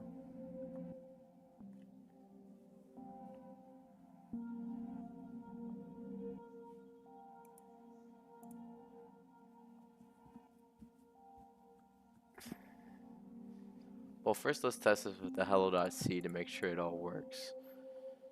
So I'll save this, and then we should go to the hello.c, and we should replace all this with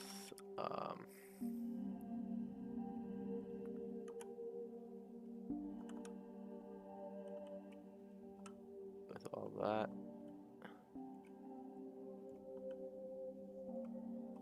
Oh my. Data used by the example. Okay. Okay, now we go here, and it says just do the. Oh wow! Come on, GitHub. There we go. Same commands. And hopefully it works.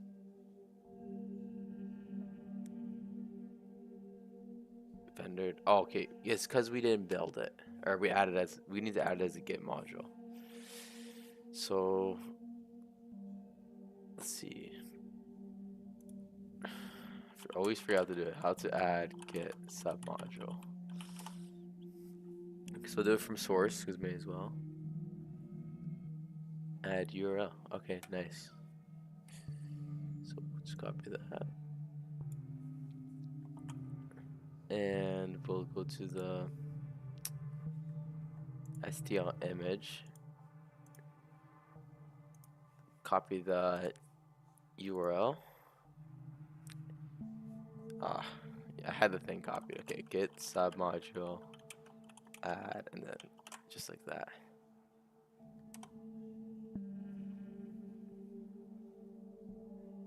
Okay. Now we should do that, and it should work. No, it did not work. Why doesn't it recognize it? This should be. Oh, you know why? Because it's too vendored now.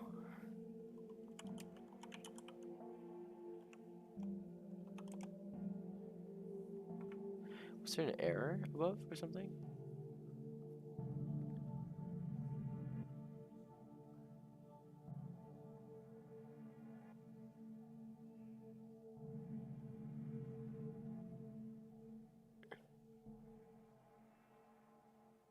Where is the git submodule at?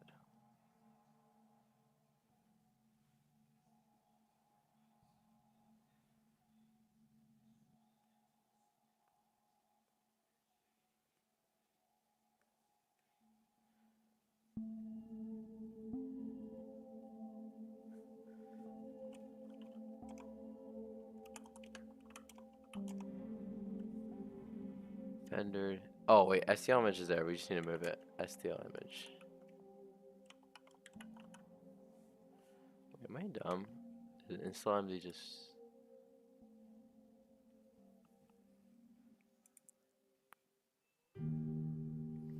Yeah, the other one had like the instruction to do it.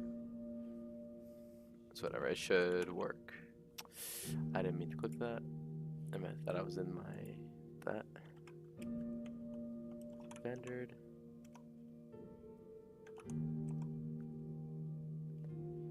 All right, now if we run the CMake.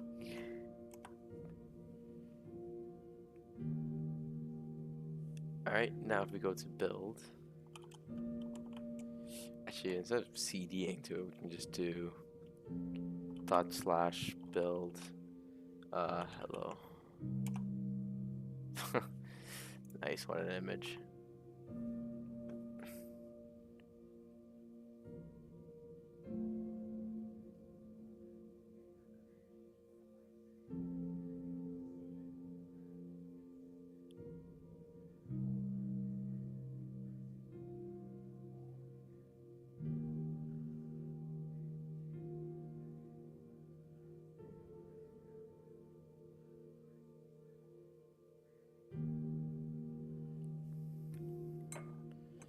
I just realized I should be keeping my leg up because I injured my leg. Oh. Like on a chair. Okay, so now if we go back to our NeoVim and back to the CMake, we can just edit this to work with our what's it called? Textures and extensions library tutorial. Yeah, textures and extensions. So we'll call it.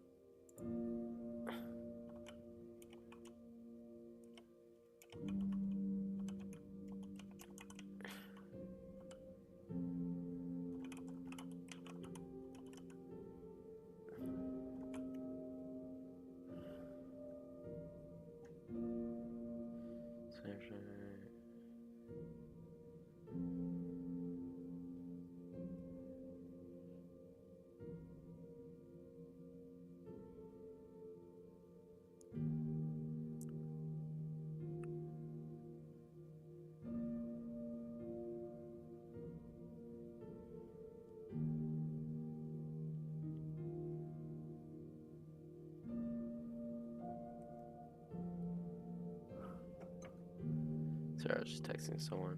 Okay. So DE, and this is gonna be called texture. Literally the exact same.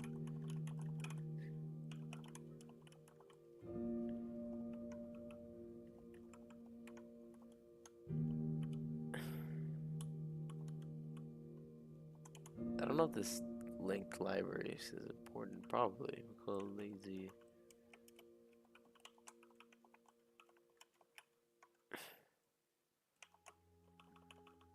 I think it should probably be the same as this.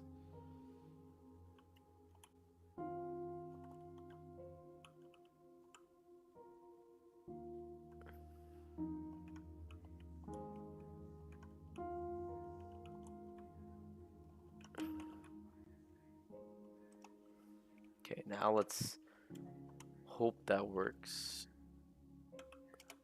So we can do the CMake stuff. Okay, we're getting some big errors.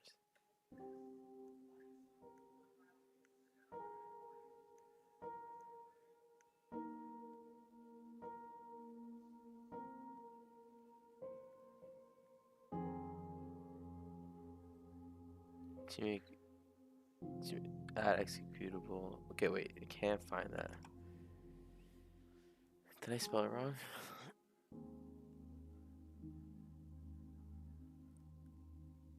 I put extensions instead. Okay. So, oh shit. One. There we go. So we should remove that a couple times.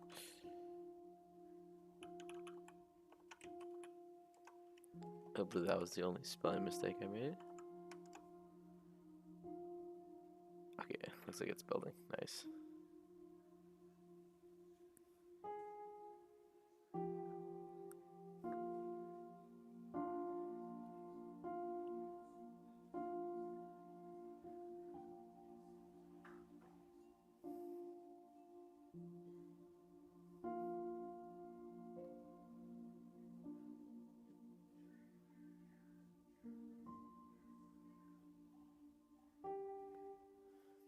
Okay, let's see. Okay, we're getting some errors. Nice.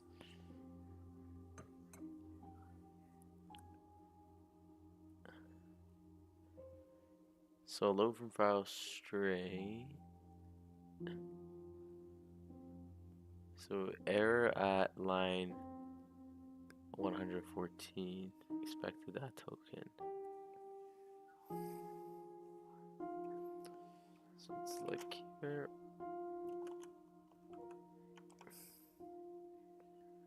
So this is still saying that SDL should recognize that.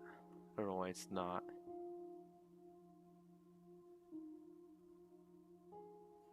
So let's go line 114.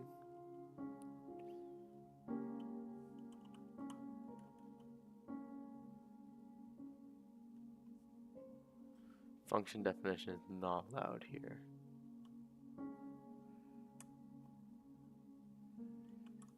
Oh, because this never closed.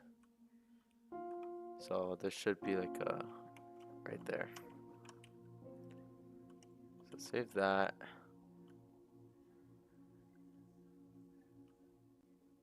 What is this?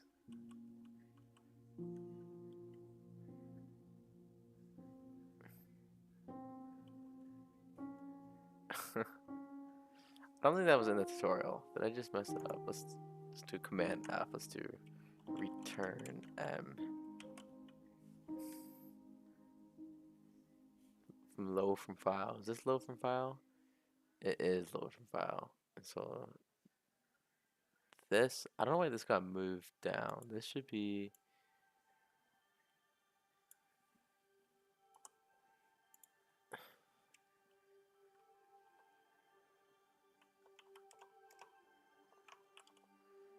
So this should be like right here.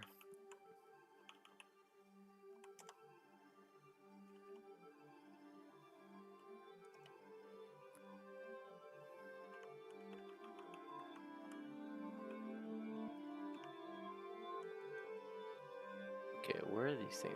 Oh, yeah.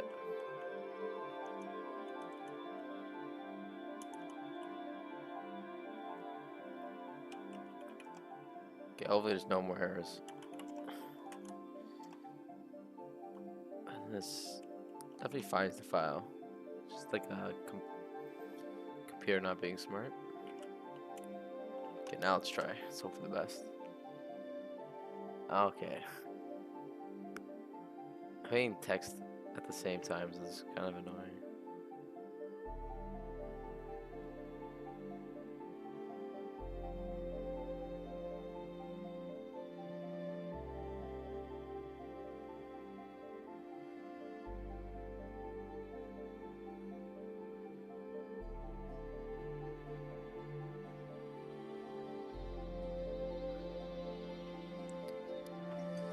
Okay. Line 151. Redefinition. Oh, did I like paste something? 118. Okay, it looks like I pasted something twice.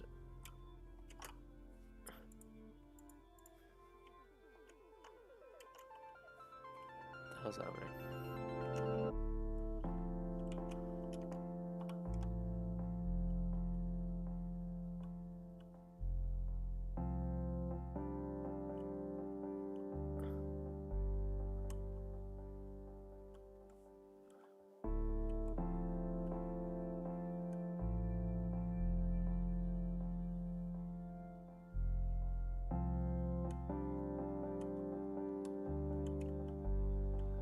So 118, and then I said 151. Alright, let's just keep scrolling and see.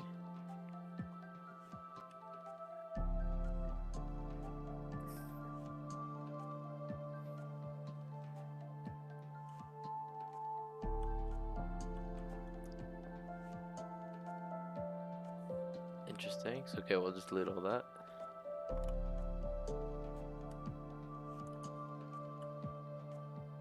Let's just scroll through.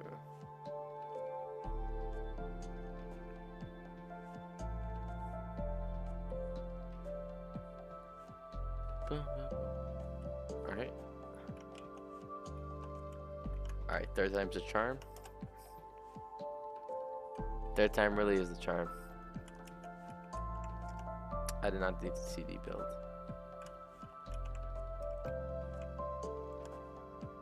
There we go. PNG loaded. Let's go.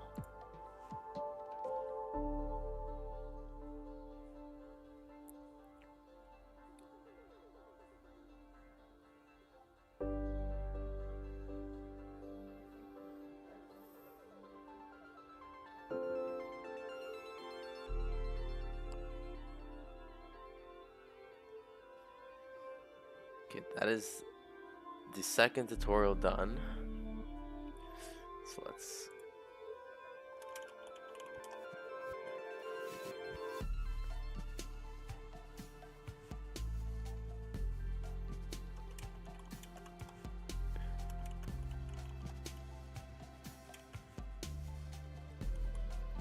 oh wait, we're in the build CD.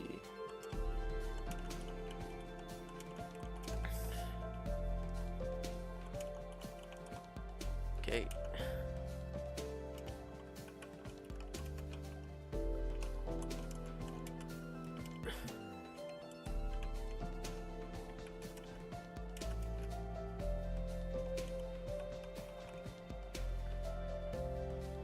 Added SDL as a submodule and completed textures and extension libraries. Now it makes sense why we're doing extension libraries, because we used the STL image library. I was wondering where I kind of said that at first. Two textures. Right, git push origin.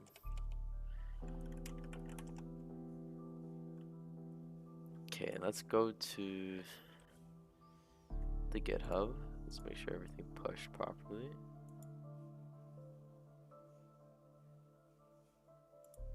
Let's go to my repositories here, and let's see.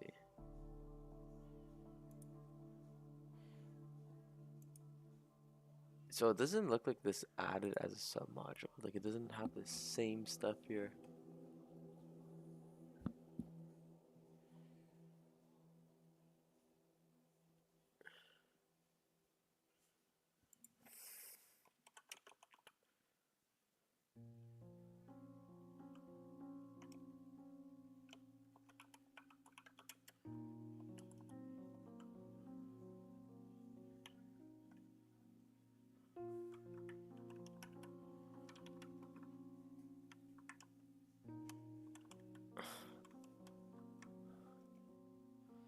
Let me look at the original thing. How do we add this?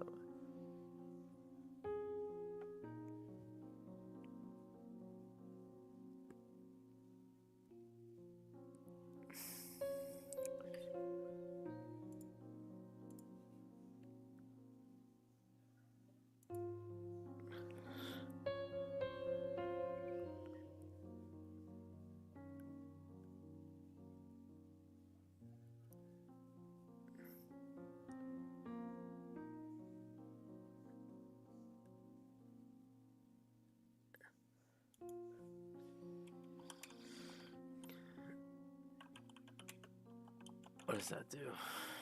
Okay.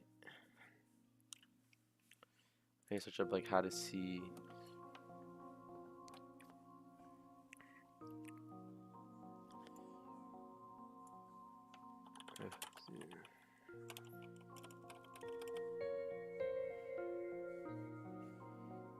Actually, I might just be able to get away with. So if I go CD, rendered, or yeah, and then remove this RF SDL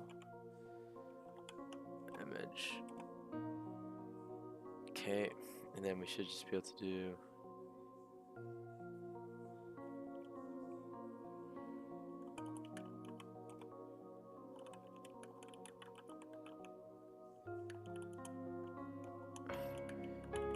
Rendered.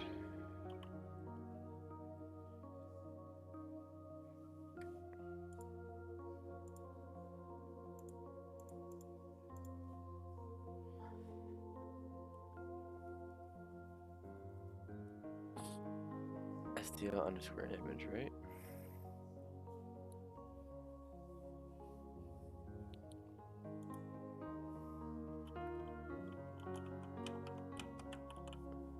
Let me just make sure it's like that.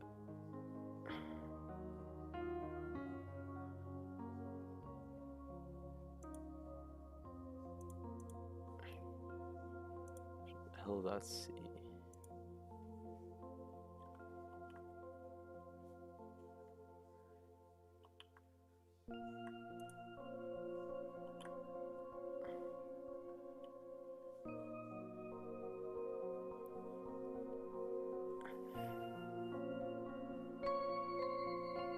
No, it's not capital I. It's a good thing I checked.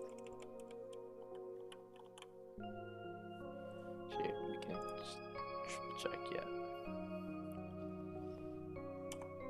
Oh shit, I made that mistake.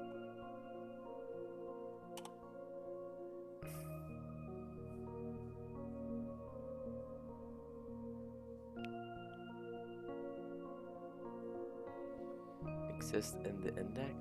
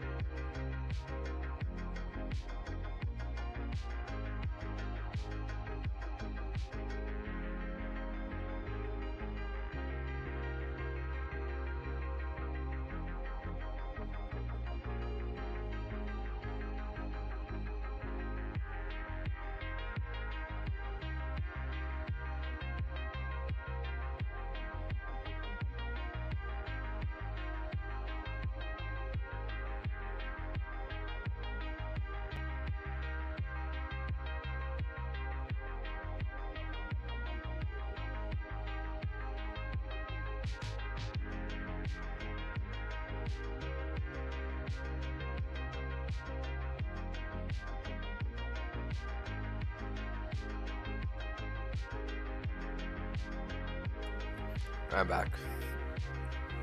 Just grab me some crackers.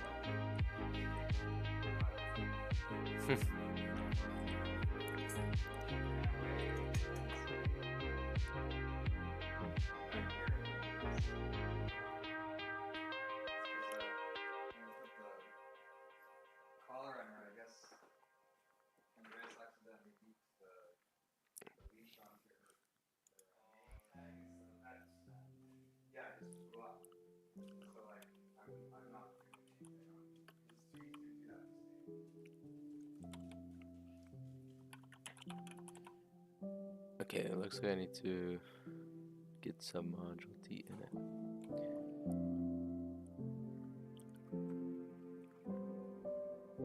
I'll just re-add both submodules. It's whatever.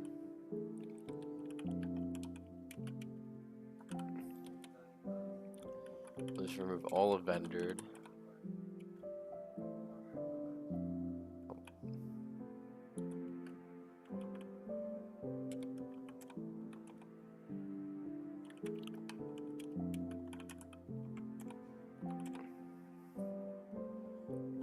Get submodule D in it.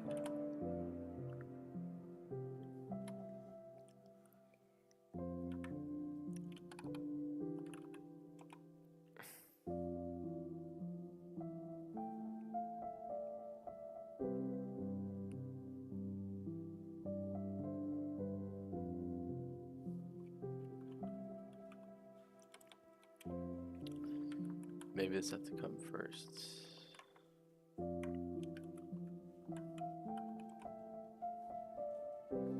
Oh, okay, I must have did it right. Then get remove dash cache.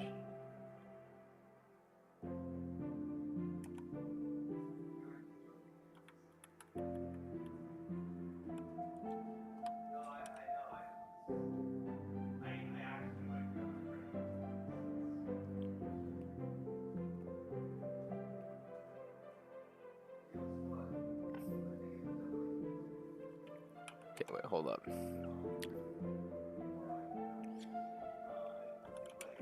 Git reset dash. Sorry, let's just do that. Get stat. Let's do an ls. Okay, vendored is there.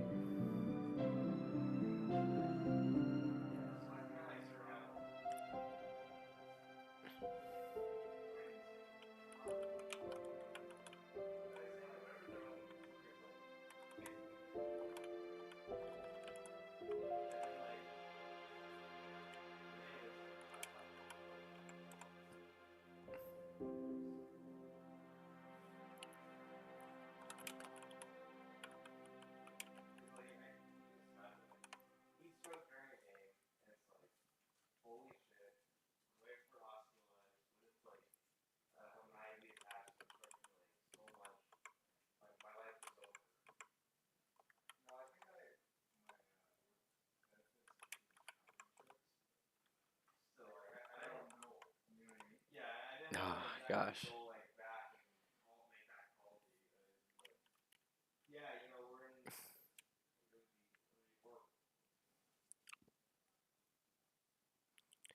See, you know what? It's because I created it and then moved the STL image. Well, I wanted to keep it in this vendored spot.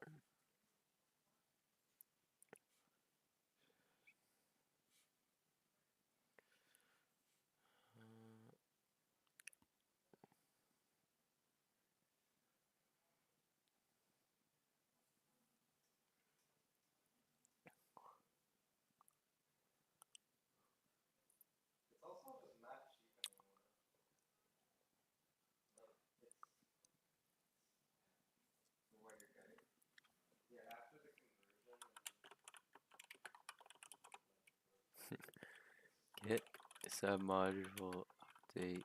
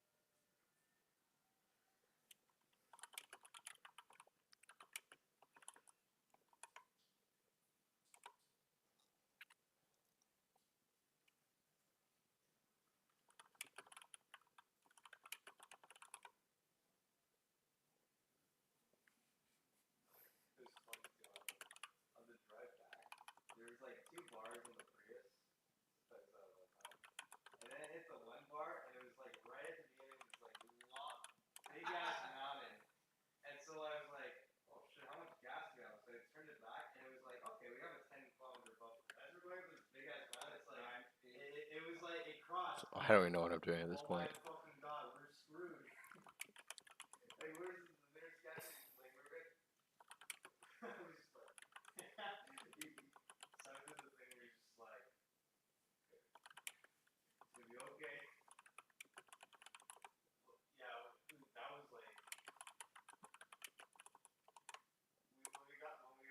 Oh my gosh, why does it...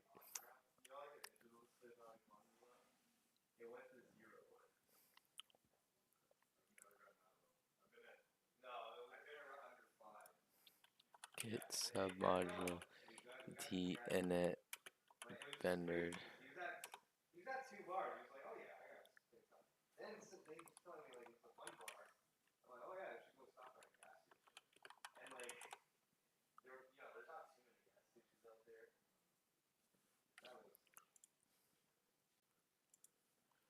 How to this Git submodule.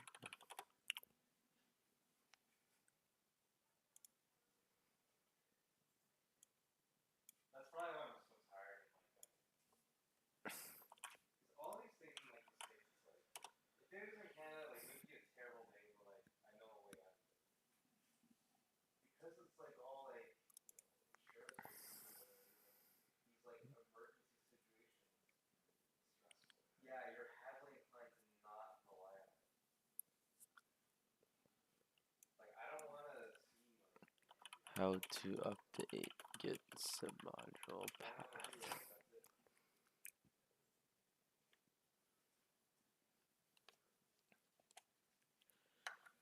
I'm back in a minute.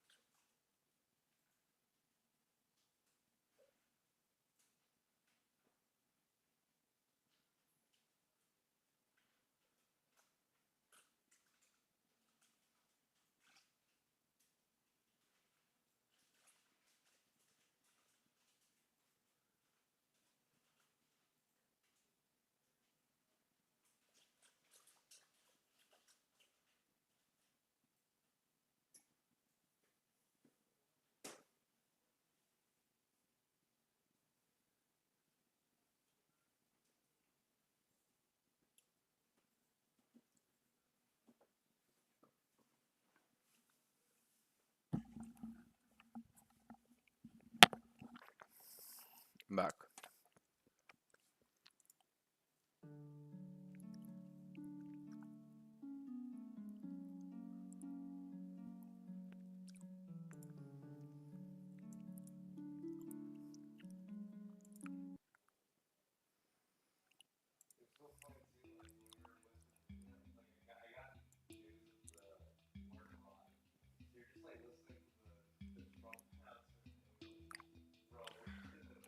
Okay, let's finish. Let's get this get modules working. This is kind of annoying. It was just that one little mistake I did. But like, if we look here, where it's highlighted, it should say submodule.vendored STL image.path. It doesn't.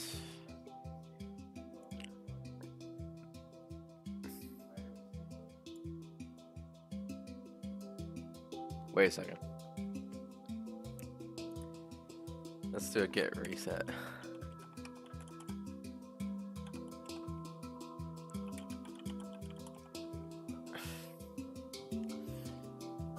Wait, we should just be able to.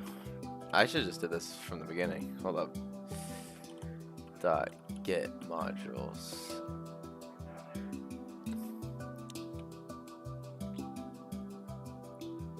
Not show here.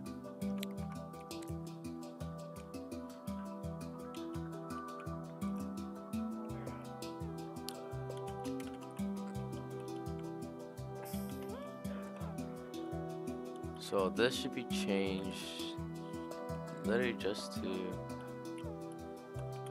vendor.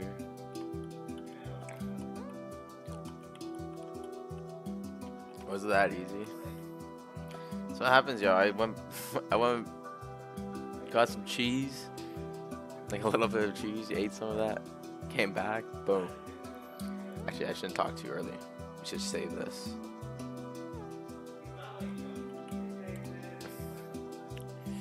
Let's see if the CMake works too. Oh, we gotta wait again. Okay.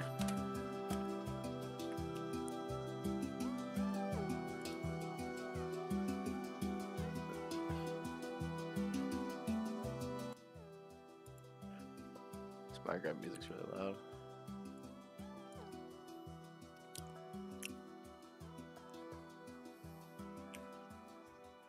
Now, hopefully that works.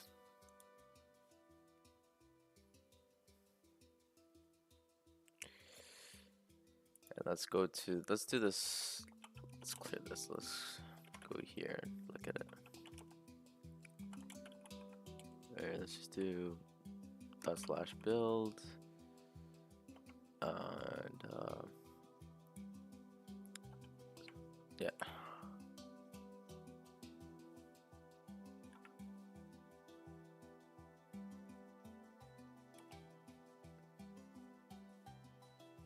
Unable to load PNG image, unable to load media.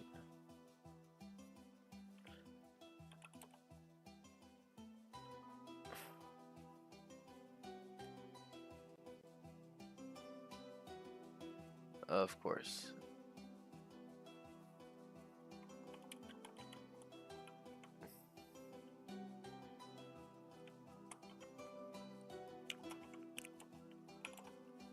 Okay, this has everything in it.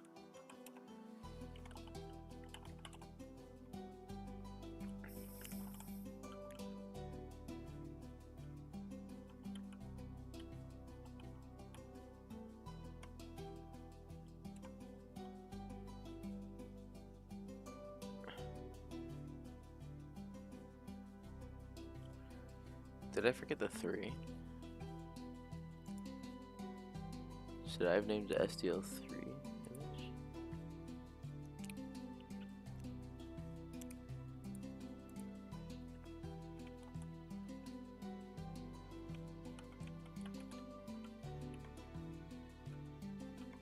Let's just click that.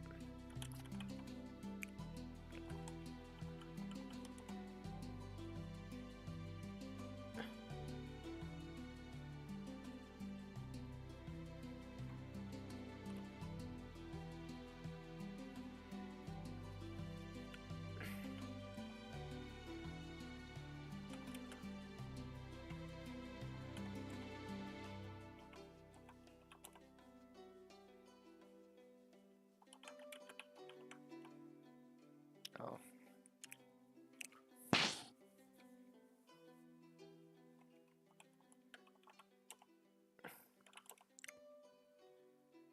I don't know why it's not working.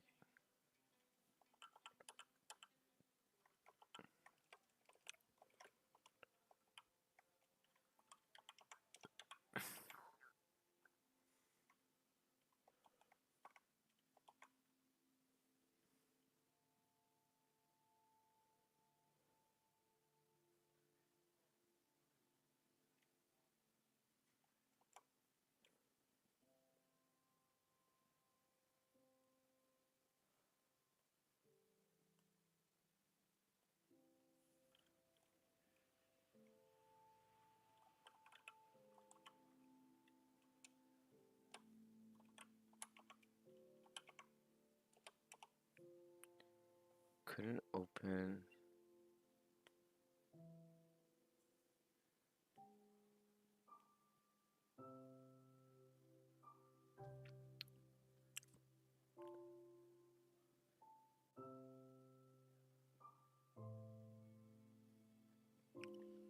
Okay, let's go to the code.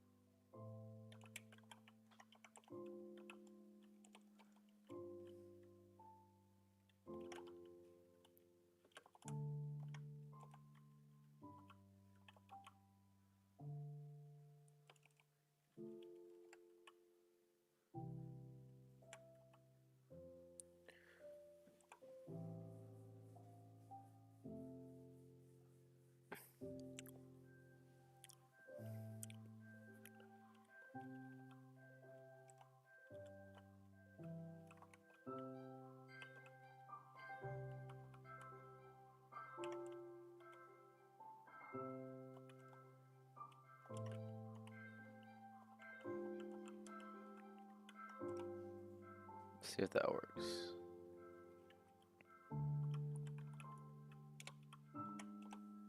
Okay, there we go.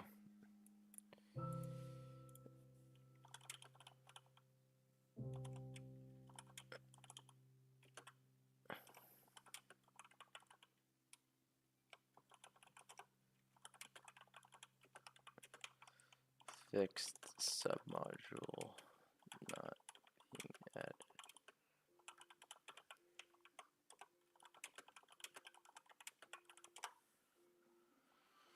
Okay. Now this should be all good. If we go here. Oh, it didn't load.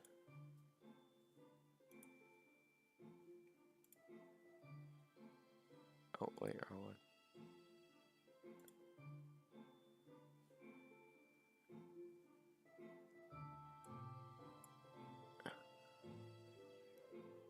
Is it taking a bit to?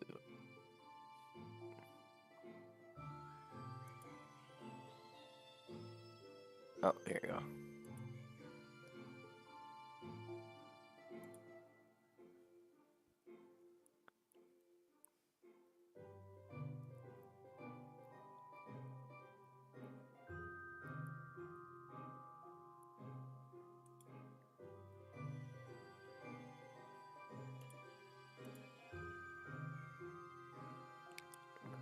This still doesn't work.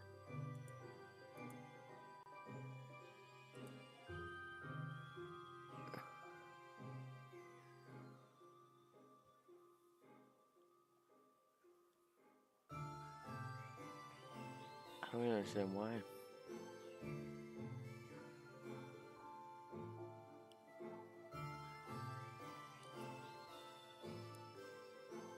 Maybe it's just like loading.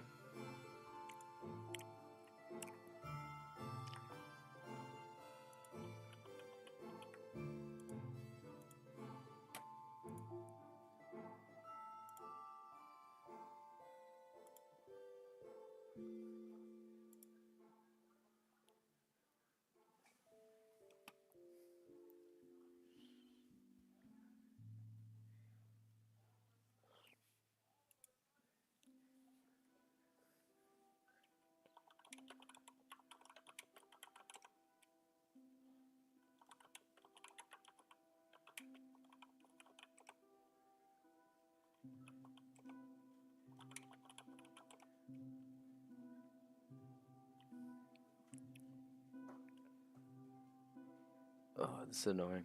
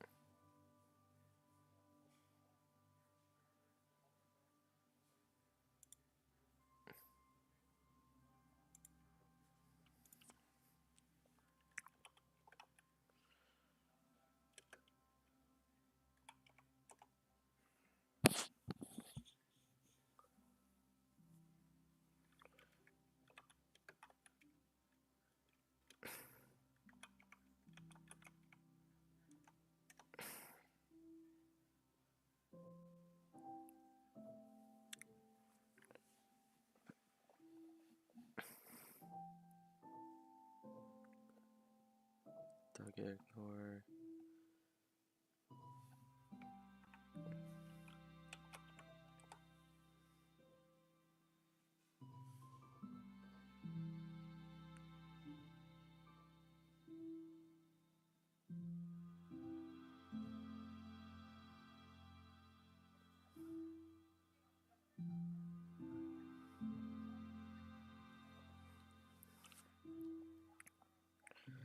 Okay, I'm gonna try this one more time.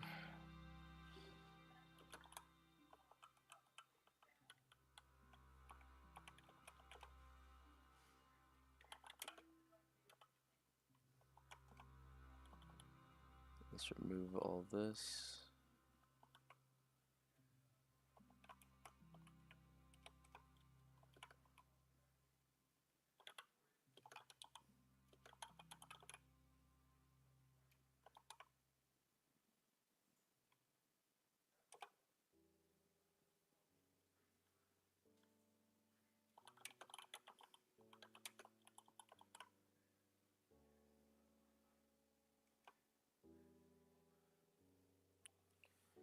Vendor already exists.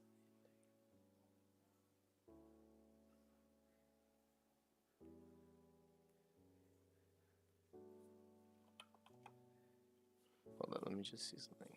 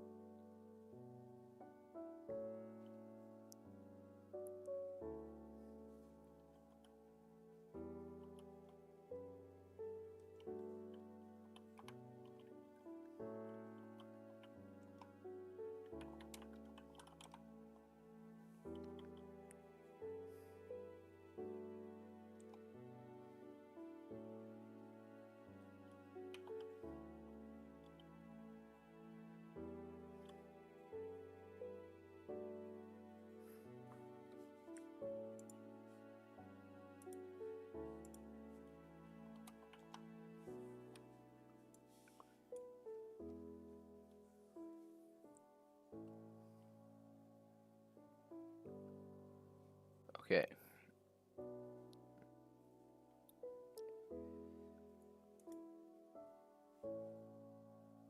Oh, it's annoying. Let's go here. Let's go with commits.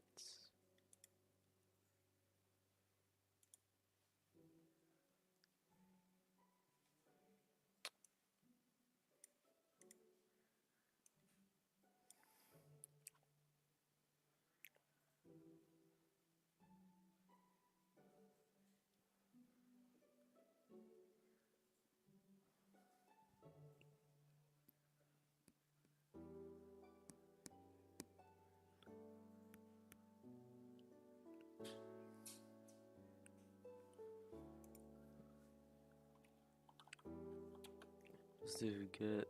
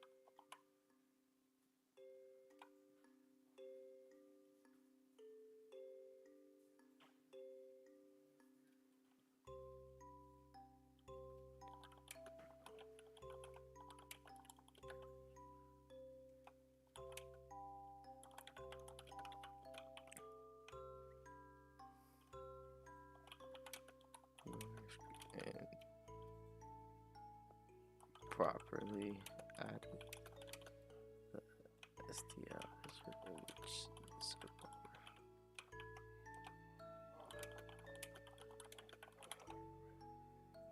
Yeah.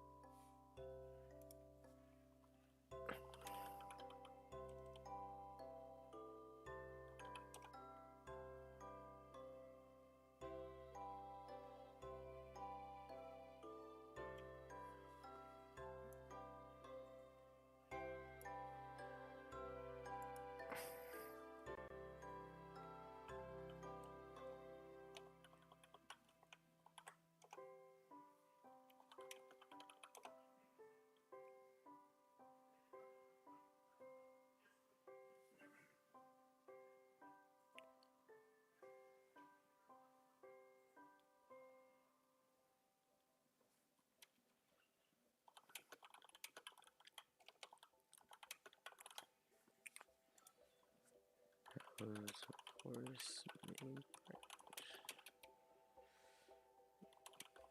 older.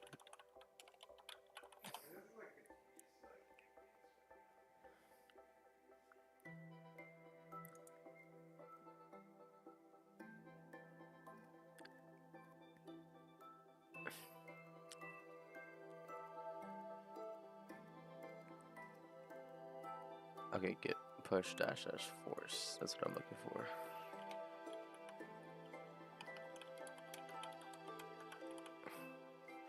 Let me just make sure I have.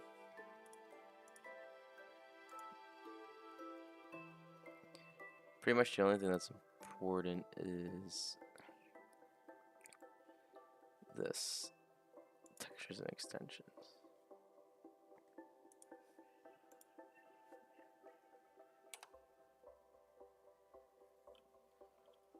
So now,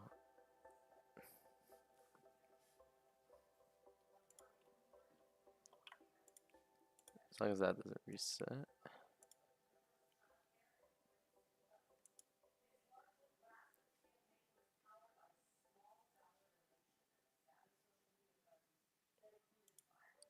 Yes, now both are like that.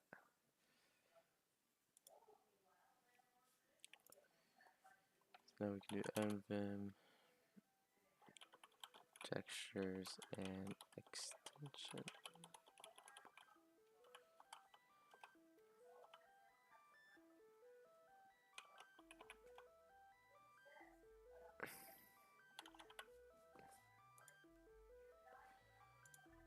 Where's this SDL image? We can just copy this. We'll just redo this part again.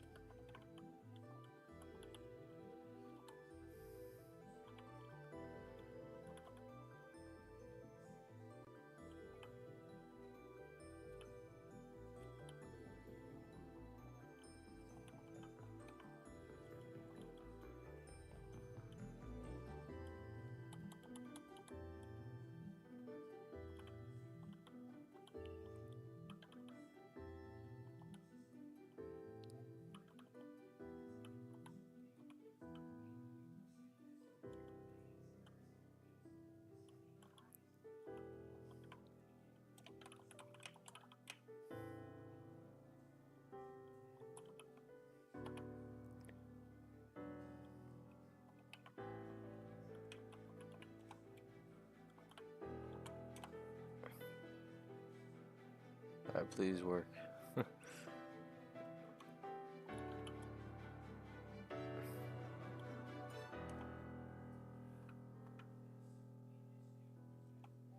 Okay.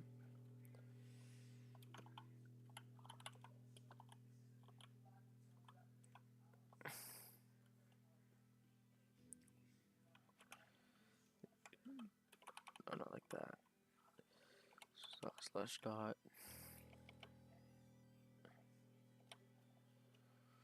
I think it's like 0.2. Yeah. So now it's like that. Okay.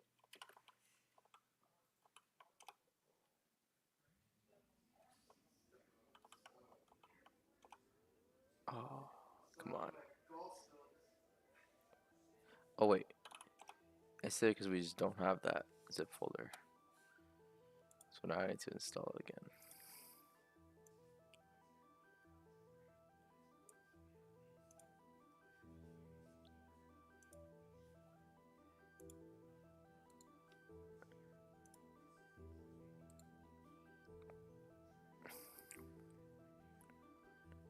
Let's move the trash. Watch, now it's gonna need like the...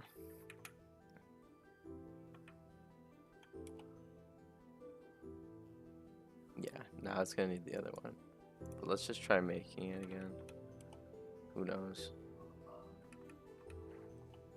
Yep, it needs the other one, of course. Okay, so we can do and then this one.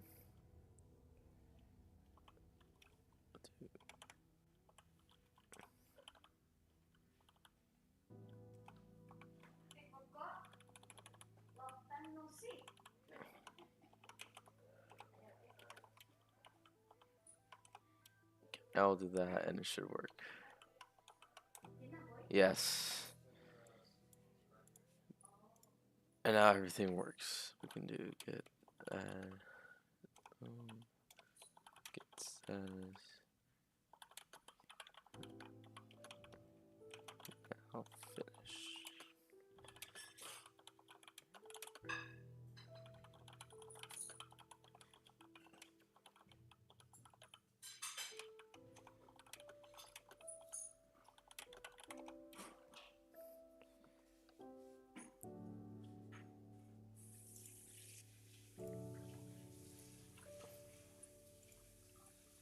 Nice.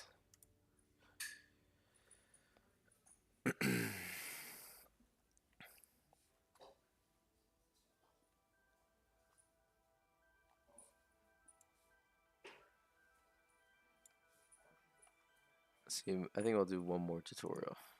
The next one.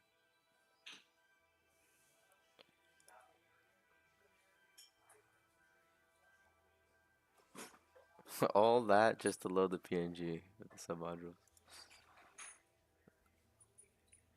Key presses and key states.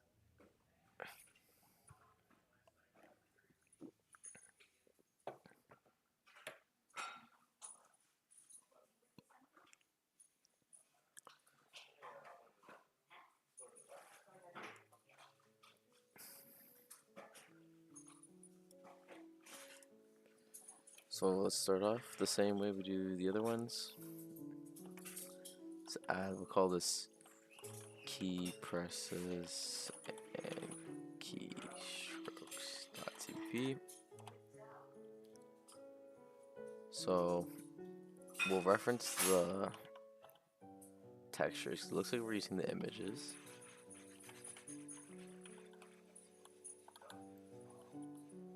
Let's go up here and let's just copy.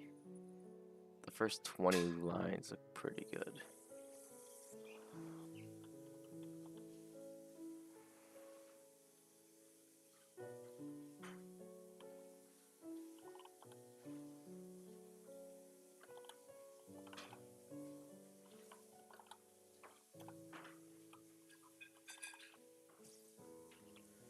And then I'm gonna add the global variables underneath.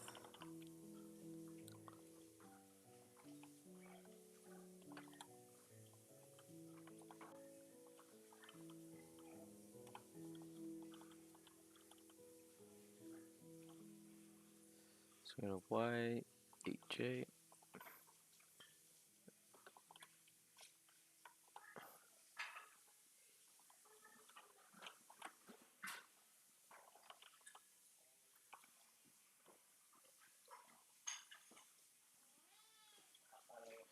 Oh, that's where we use L texture.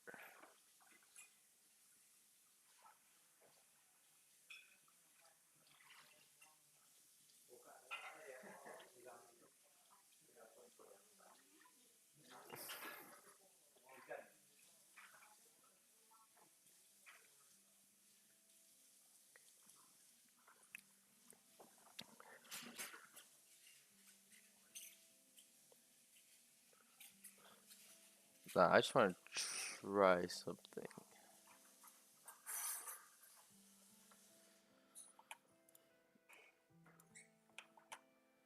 Okay, so we're gonna need L texture. So we may as well make this into like another file.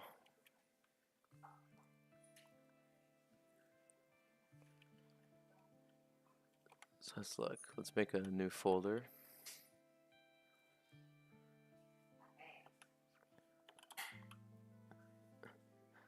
I think source is usually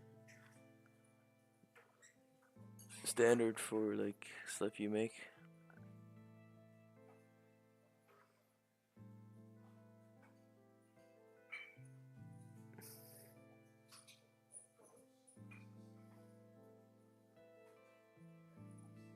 I guess just custom maybe.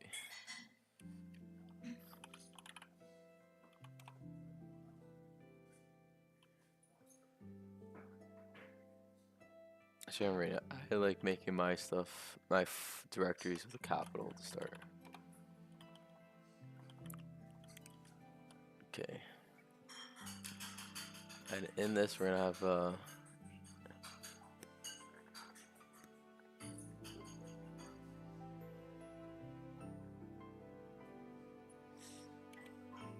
was yeah, L texture dot H.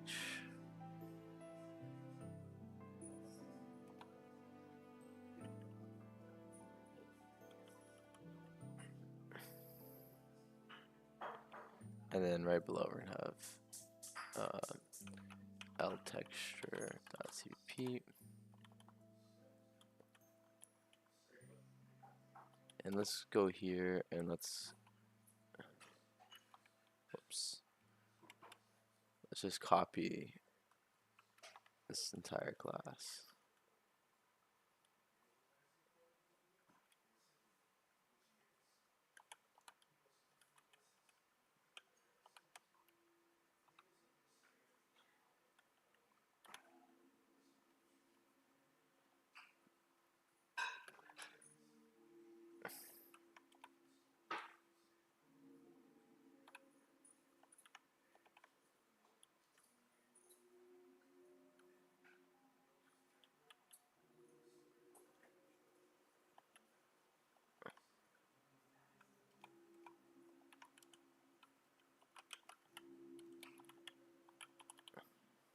I think you gotta do a hashtag like pragma ones.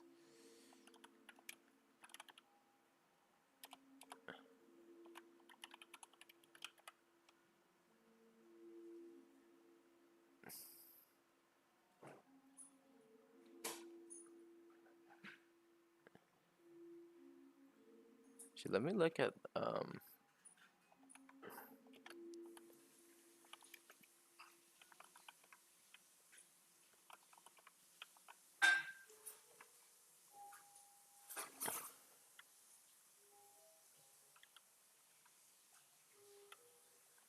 no, it was in this.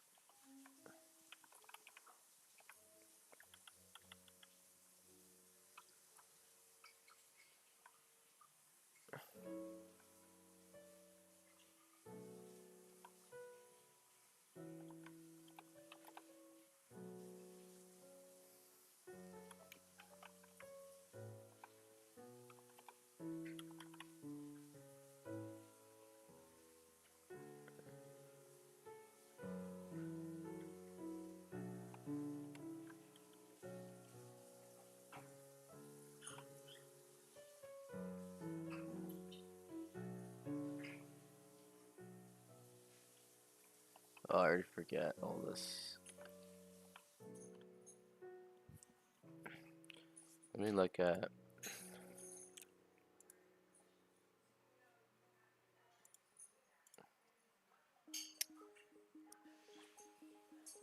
Where is it? Ubisoft next. And I do it here.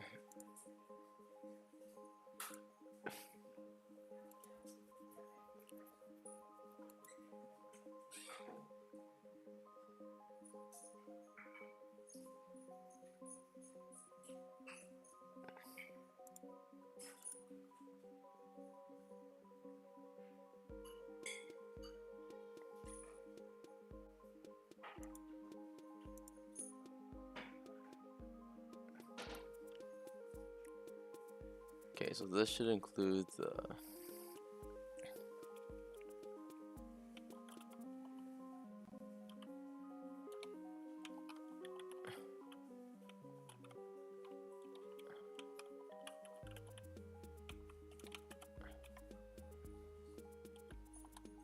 actually, let me just go here.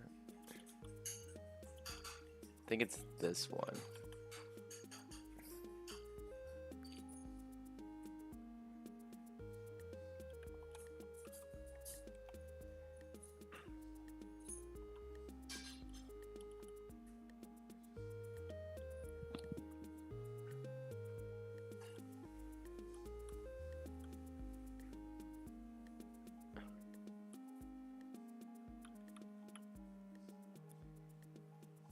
Probably //2.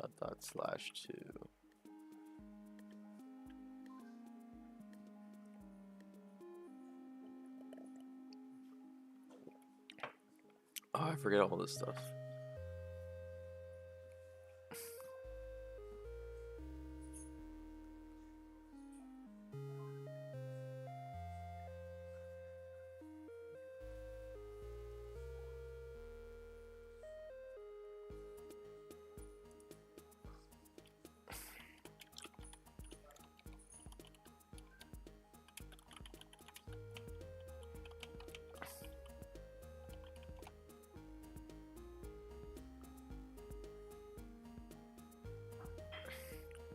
Looks like it's just part of SDL3 instead of this.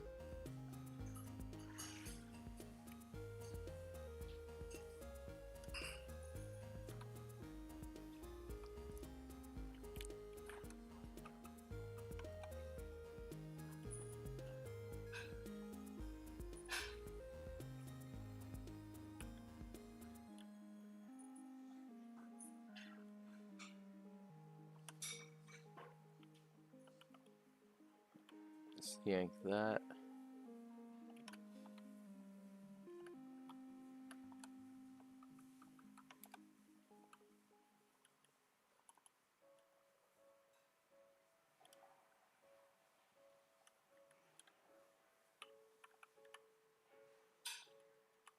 It also includes string. What does pragma ones do?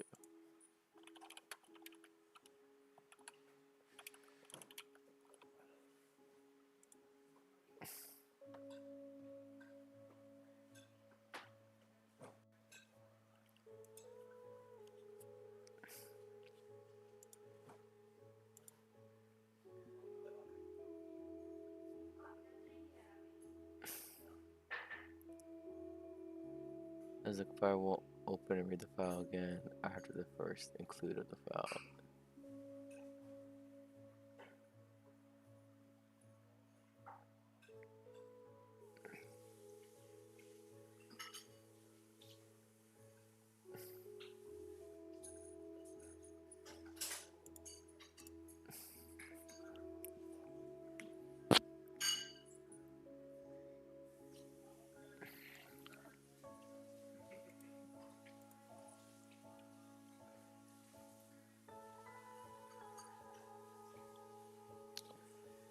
Don't know if we need this stl_main.h.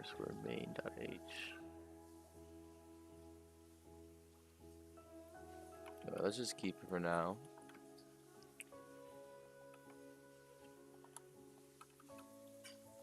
And we need to get the definitions.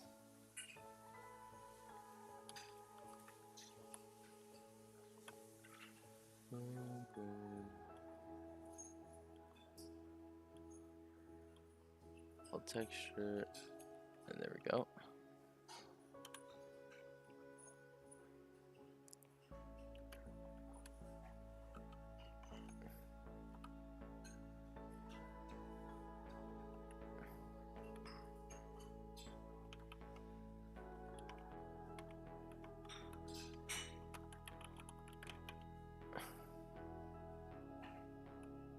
there should be, what's this called?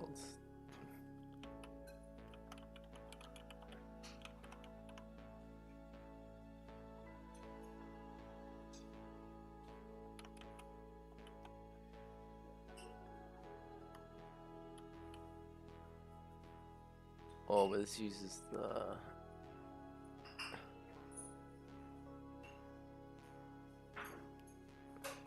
whatever, this is too complicated. We're just gonna do it all in one file. Because it's using global variables too. I forgot about that.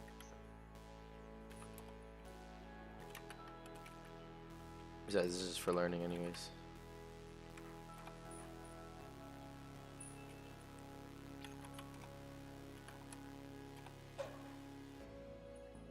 Oh, I did not save that. Unfortunate. Okay.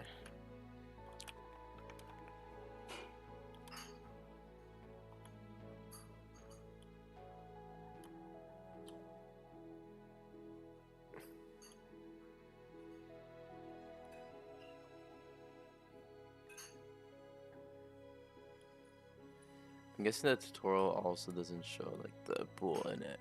Let's bool media.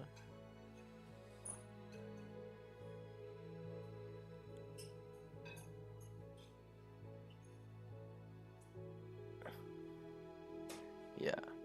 So copy the other stuff too. So we may as well keep reusing the code. I think it just honestly be better just to copy this entire file. Paste it here and just delete stuff as we see. So we don't need this. Go back to the top.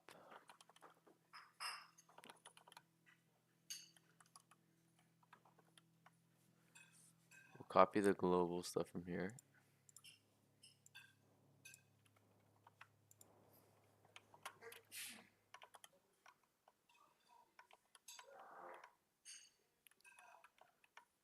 Put 3 spaces in between.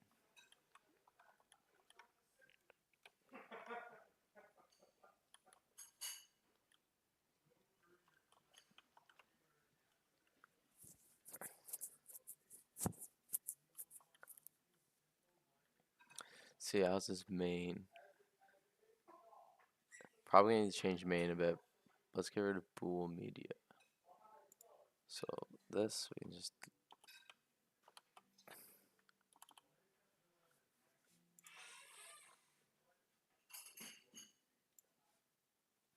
here's the directional textures, which we put as the global. The G left you down.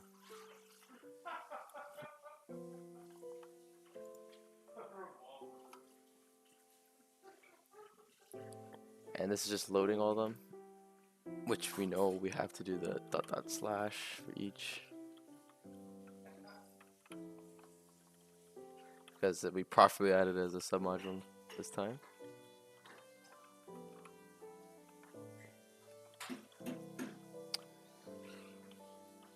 Now it's giving us G down texture undeclared, which is strange.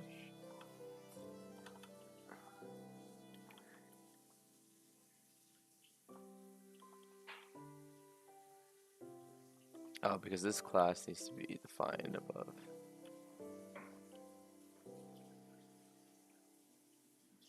Oh, I see. That's why I did the global variables now.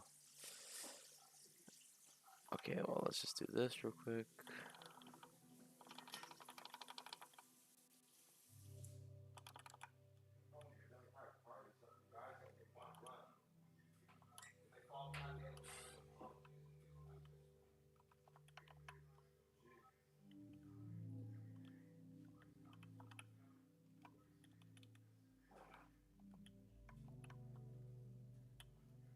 Let's do some cleanup.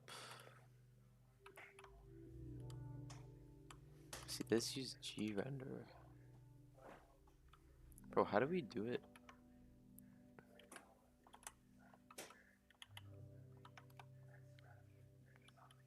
Okay. Oh, we did these before the implementations. Interesting. Okay, that makes sense.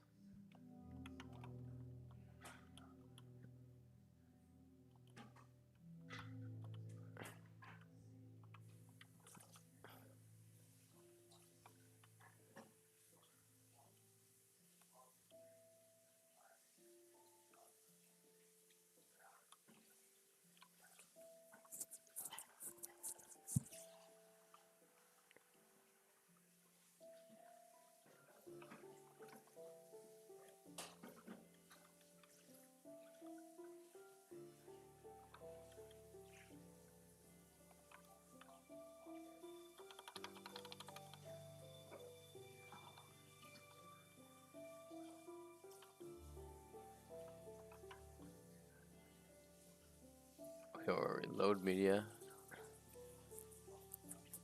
Okay, there we go. Now it recognizes those global variables.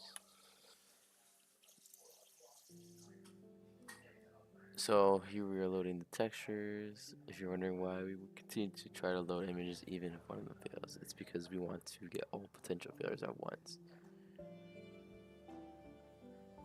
Oh, so it'll basically log all these and then it'll return if it failed instead of just returning immediately, which is smart.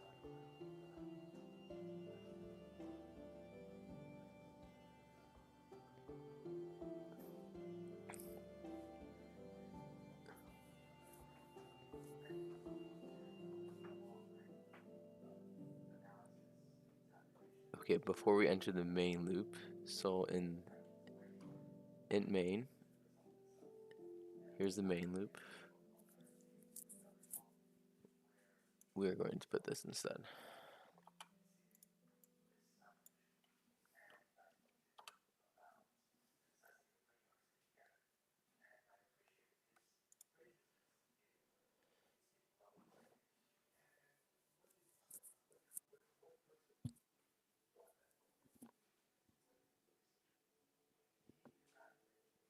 Default the texture to the up texture.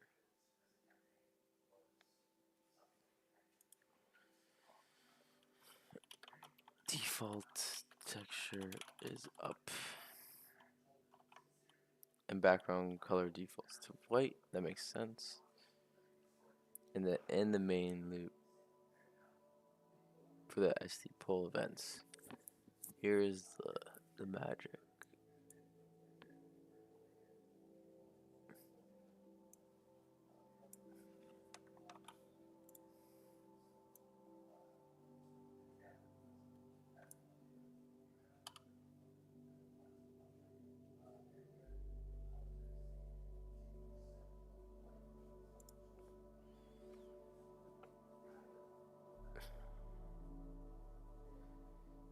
Is quit type. Okay, quit. First it checks if it's a quit in the poll. And then SDL event key down. Okay, and these are just SDLK underscore up. So SDL key underscore up. So just a bunch of if else statements. Which isn't the best way to do it, but it's fine.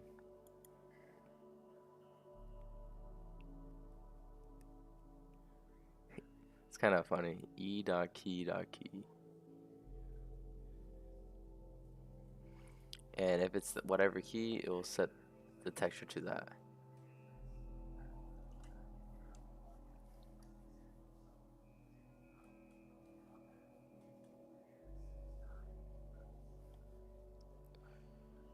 And right under the image, it should be current texture instead. I'm guessing that's the big change.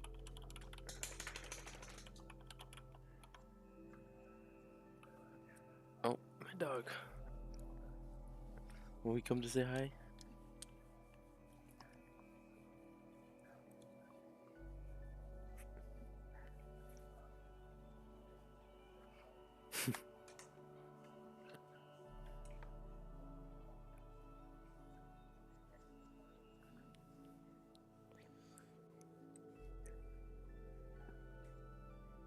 When a keyboard key is pressed, we get an SDL event type. of SDL event key down. Okay, that's what E dot type. Okay. The key member gives us the SDL key code of the key press, which is the virtual key, which is based on the keyboard layout as opposed to the physical key.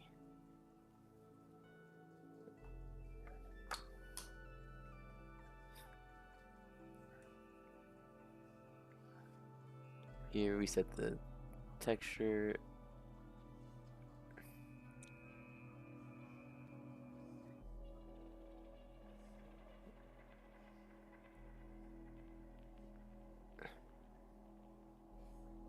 Okay, so before we render, we want to do all this.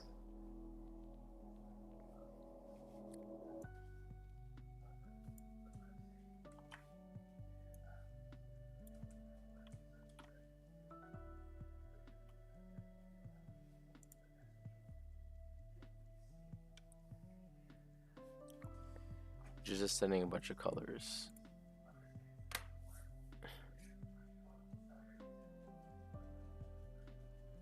To set the background color where the texture is based on the most recent press.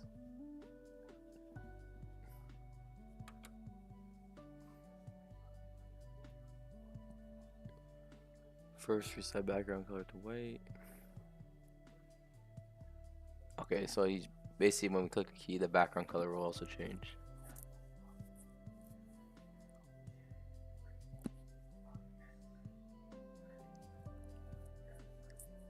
Get the current state of the keyboard with SDL get keyboard.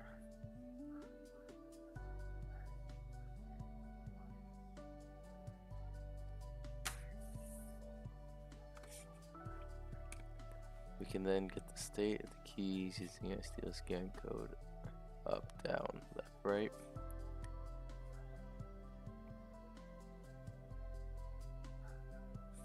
And then after, we just add all that.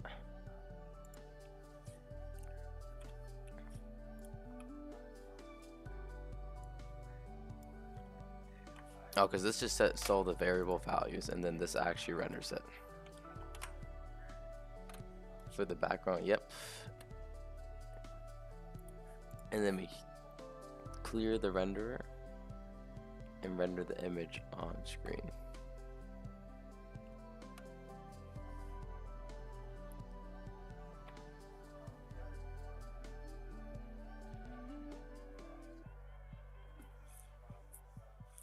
Okay, and we have K-string width minus current texture width. So in the image coordinates, it's how you center an image. Alright. Calculation is how to center image. And I'll write a bit on that.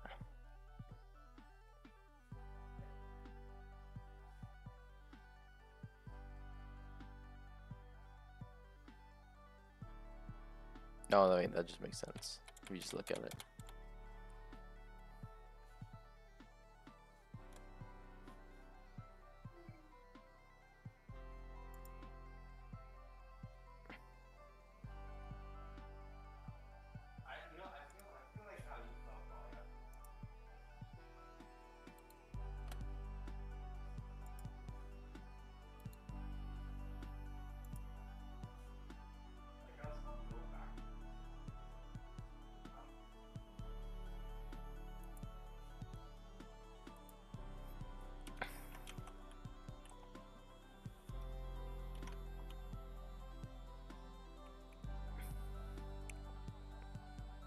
Okay, and then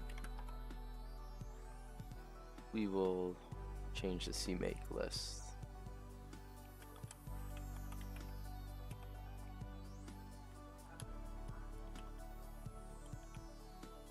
We'll call this key presses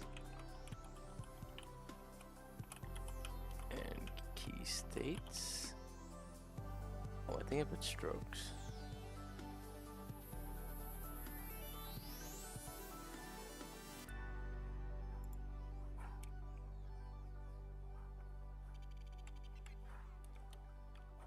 Let me just change that quickly.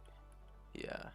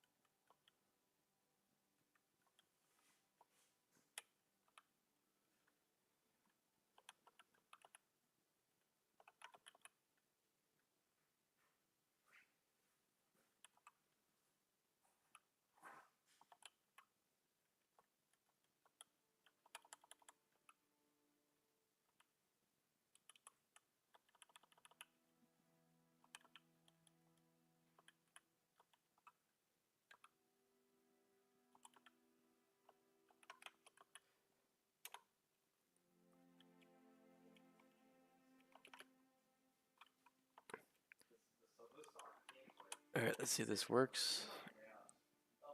Yep, never works first try. GPNG. Key presses and states. Yeah, that should we never defined that.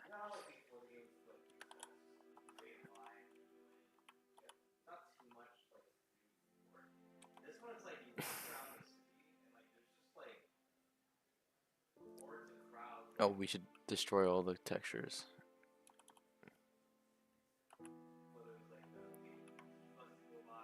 So we can just use here. I think it was, where's the global variables?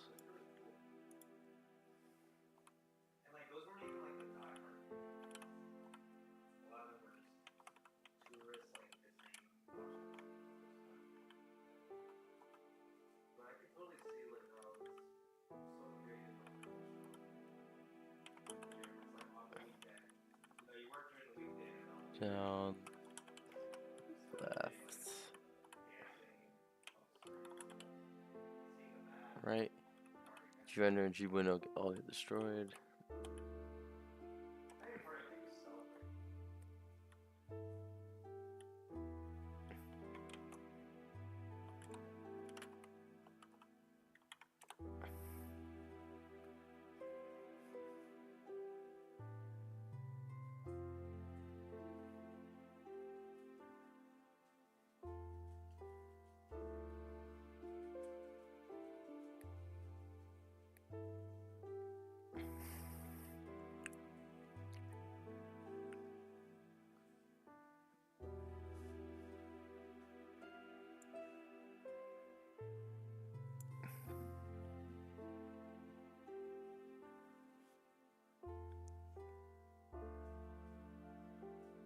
Wait, what does it say? Cannot convert const bool star to const int.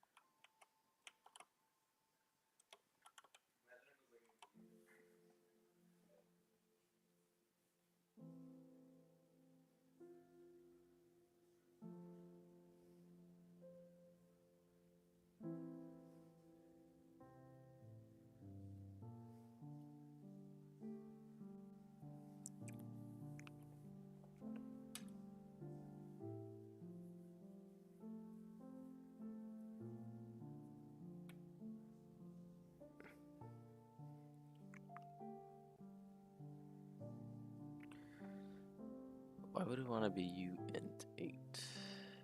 Unsigned integer.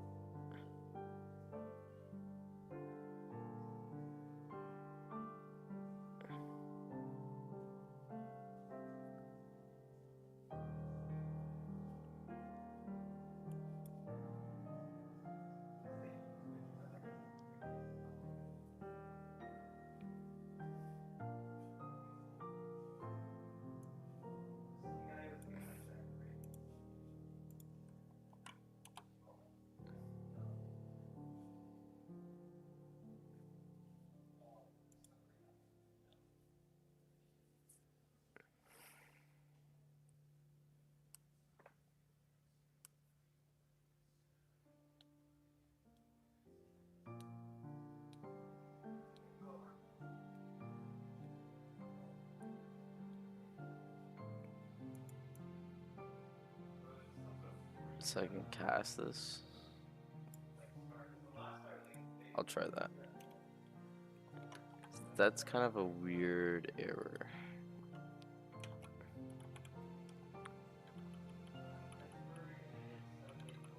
I mean, I should probably try that Let's see what it's doing. It's basically taking this 8-bit value, I think. Maybe bytes, I forget. But it's seeing if whatever this byte is, or bit, if it's 0 or 1, so if it's true. And if it lines up with that code, then yeah, it'll do that.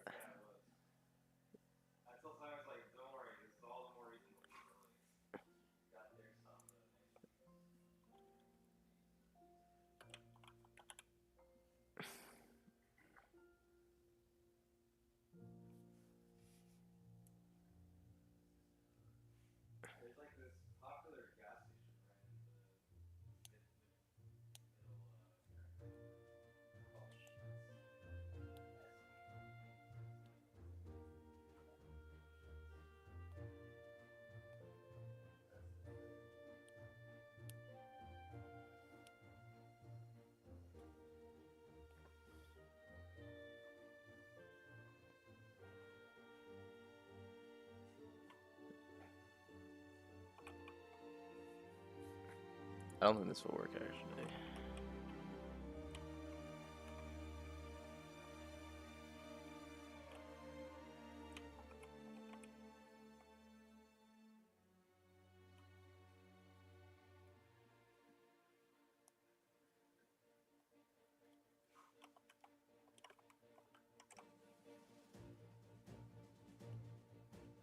Yeah.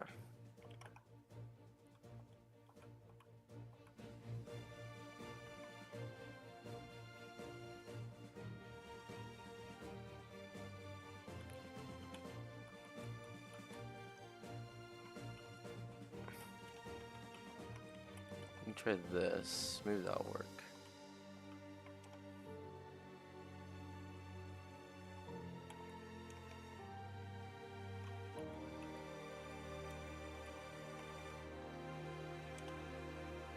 Yeah. Oh, is it not dot slash? Bro, how do I keep mixing this up?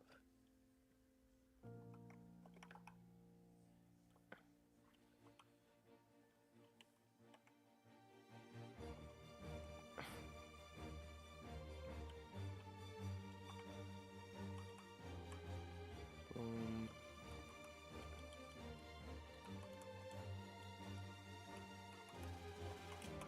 Okay, let's hope that's the only error.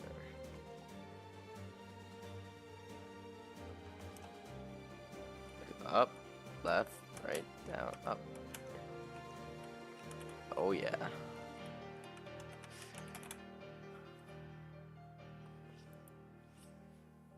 Right, let's push this and then wrap up. We'll do more another day.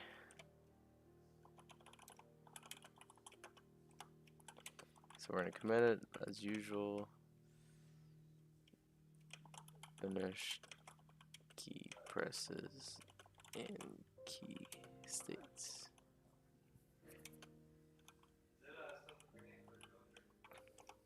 That one's very useful though. Just the whole event things with keys.